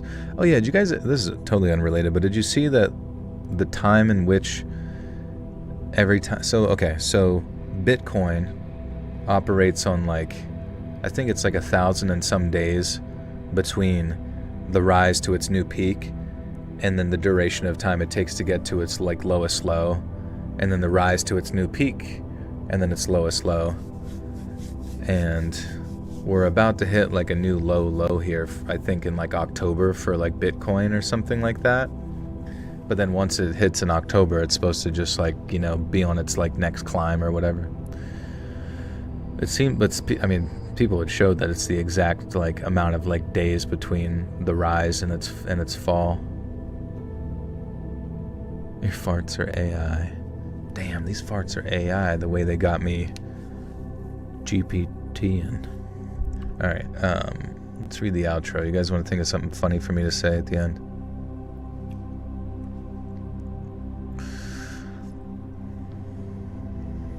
The real number of the beast is 665. Guys, they can't just keep changing it on us like this. I don't know. Someone has to explain to me Gematria later. I don't think I have the energy for it right now to decipher all the Kabbalah Hebrew magic. Say your lame AI fart joke. It wasn't good. Thank you for your videos. I listen to them every night when I go to sleep. Thank you, Tyler. Good to see you. Remember to water your toes if you're a hobbit. 3-6 Mafia. Talk about Bitcoin in my outro. Man, I don't know. Would that be financial advice? I can't really give like financial advice. Hey friends, thanks for listening. Click that notification bell to be alerted of all future narrations. I release new videos every Monday and Thursday at 9 p.m. Eastern Time, and there are super fun live streams on Sundays and Wednesday nights. If you got a story, be sure to submit them over at my email, letsreadsubmissions@gmail.com, and you might even hear your story featured on the next video. And if you want to support me even more, grab early access to all future narrations and bonus content over on Patreon, or click that big join button to hear about the extra perks for members of the channel. And check out the Let's Read podcast, where you can hear all of these stories in big compilations, located anywhere you listen to podcasts. And I also have a true crime channel called Saturn Soul. All links in the description below. Thanks so much, friends. And the back of my throat's kind of sore. I'm a little bit worried that I got some sort of bullshit going on. Eggnog, negnog. And it is Pride Month. It is Pride Month. And remember, people can be gay. And don't forget, being gay is something people can do when they're bored. And remember, nothing going on? Go be gay. And remember, in the month of June, it is illegal to like girls if you are a boy. And your wiener will be chopped off. In the name of progress. Okay, remember, Bitcoin is going down, so don't invest till October. Okay. We are Pride Month, we carry the dildo. Okay. Remember to butter your socks. Gay guys like me a lot. I'm not gay, it kind of sucks. Same, dude. Like, I'm not joking. Like, and whenever I did use dating apps, it was just like not so great looking people and gay dudes. Why exactly gay dudes were popping up, I'm not exactly sure, but never mind. Don't even worry about it. Okay. You're not gay. Alright, yeah, maybe I remember to butter your sock, not the penar stripper. Thanks so much, friends. And remember, Evil Larry is here to strip your penar. Alright, yeah, I mean, I feel like people haven't heard about Evil Larry in a while, so bringing him back even just slightly. Your sexuality is such an odd thing to have pride about. It is funny. I mean, like, I don't, you know, like, literally every gay person I know, every one of my gay friends generally finds the idea of Pride Month, like, pretty annoying. You know what I mean? Like, they're just like, who fucking gives a shit? Like, let me be gay in peace. Let me hang out at the truck stop near this hole cut in the fucking side of the stall peacefully as a gentleman. It doesn't matter. I don't care. Who cares? It's just, yeah. It's, you know, if someone wants to put their wiener near me, it's up to them. I'm not going to force them. Alright, anyways, guys. Much love. Much absolute fucking love. Next level amounts of love right here for you. Give me a big platonic hug. Evil Gary. Shit, it is 2:30 in the morning. I go to bed. I gotta be up here in a bit. So, love you guys. Appreciate you. Thanks for hanging out. There's a month of mental health awareness, and my mentally ill don't need a month. Right. Alright. You guys are making me romantical. I'll see you tomorrow. I'm gonna get this up, edited over on Patreon. It's only $1 a month over there for early access to all the audio. Once again, we got bonus content out, so if you're a member of the channel or the $5 tier on Patreon, check it out. And then a new movie review podcast is out. We review the movie Obsession. That is the $10 tier over on Patreon, so check that out if you also. Can bankers give financial advice or just experts? Can doctors give medical advice or just medical experts? I don't know. Who gives a shit? Just do whatever you want to do. I'll tell you, you know what you should do? Don't eat so many damn pancakes. Alright, bye guys. See ya.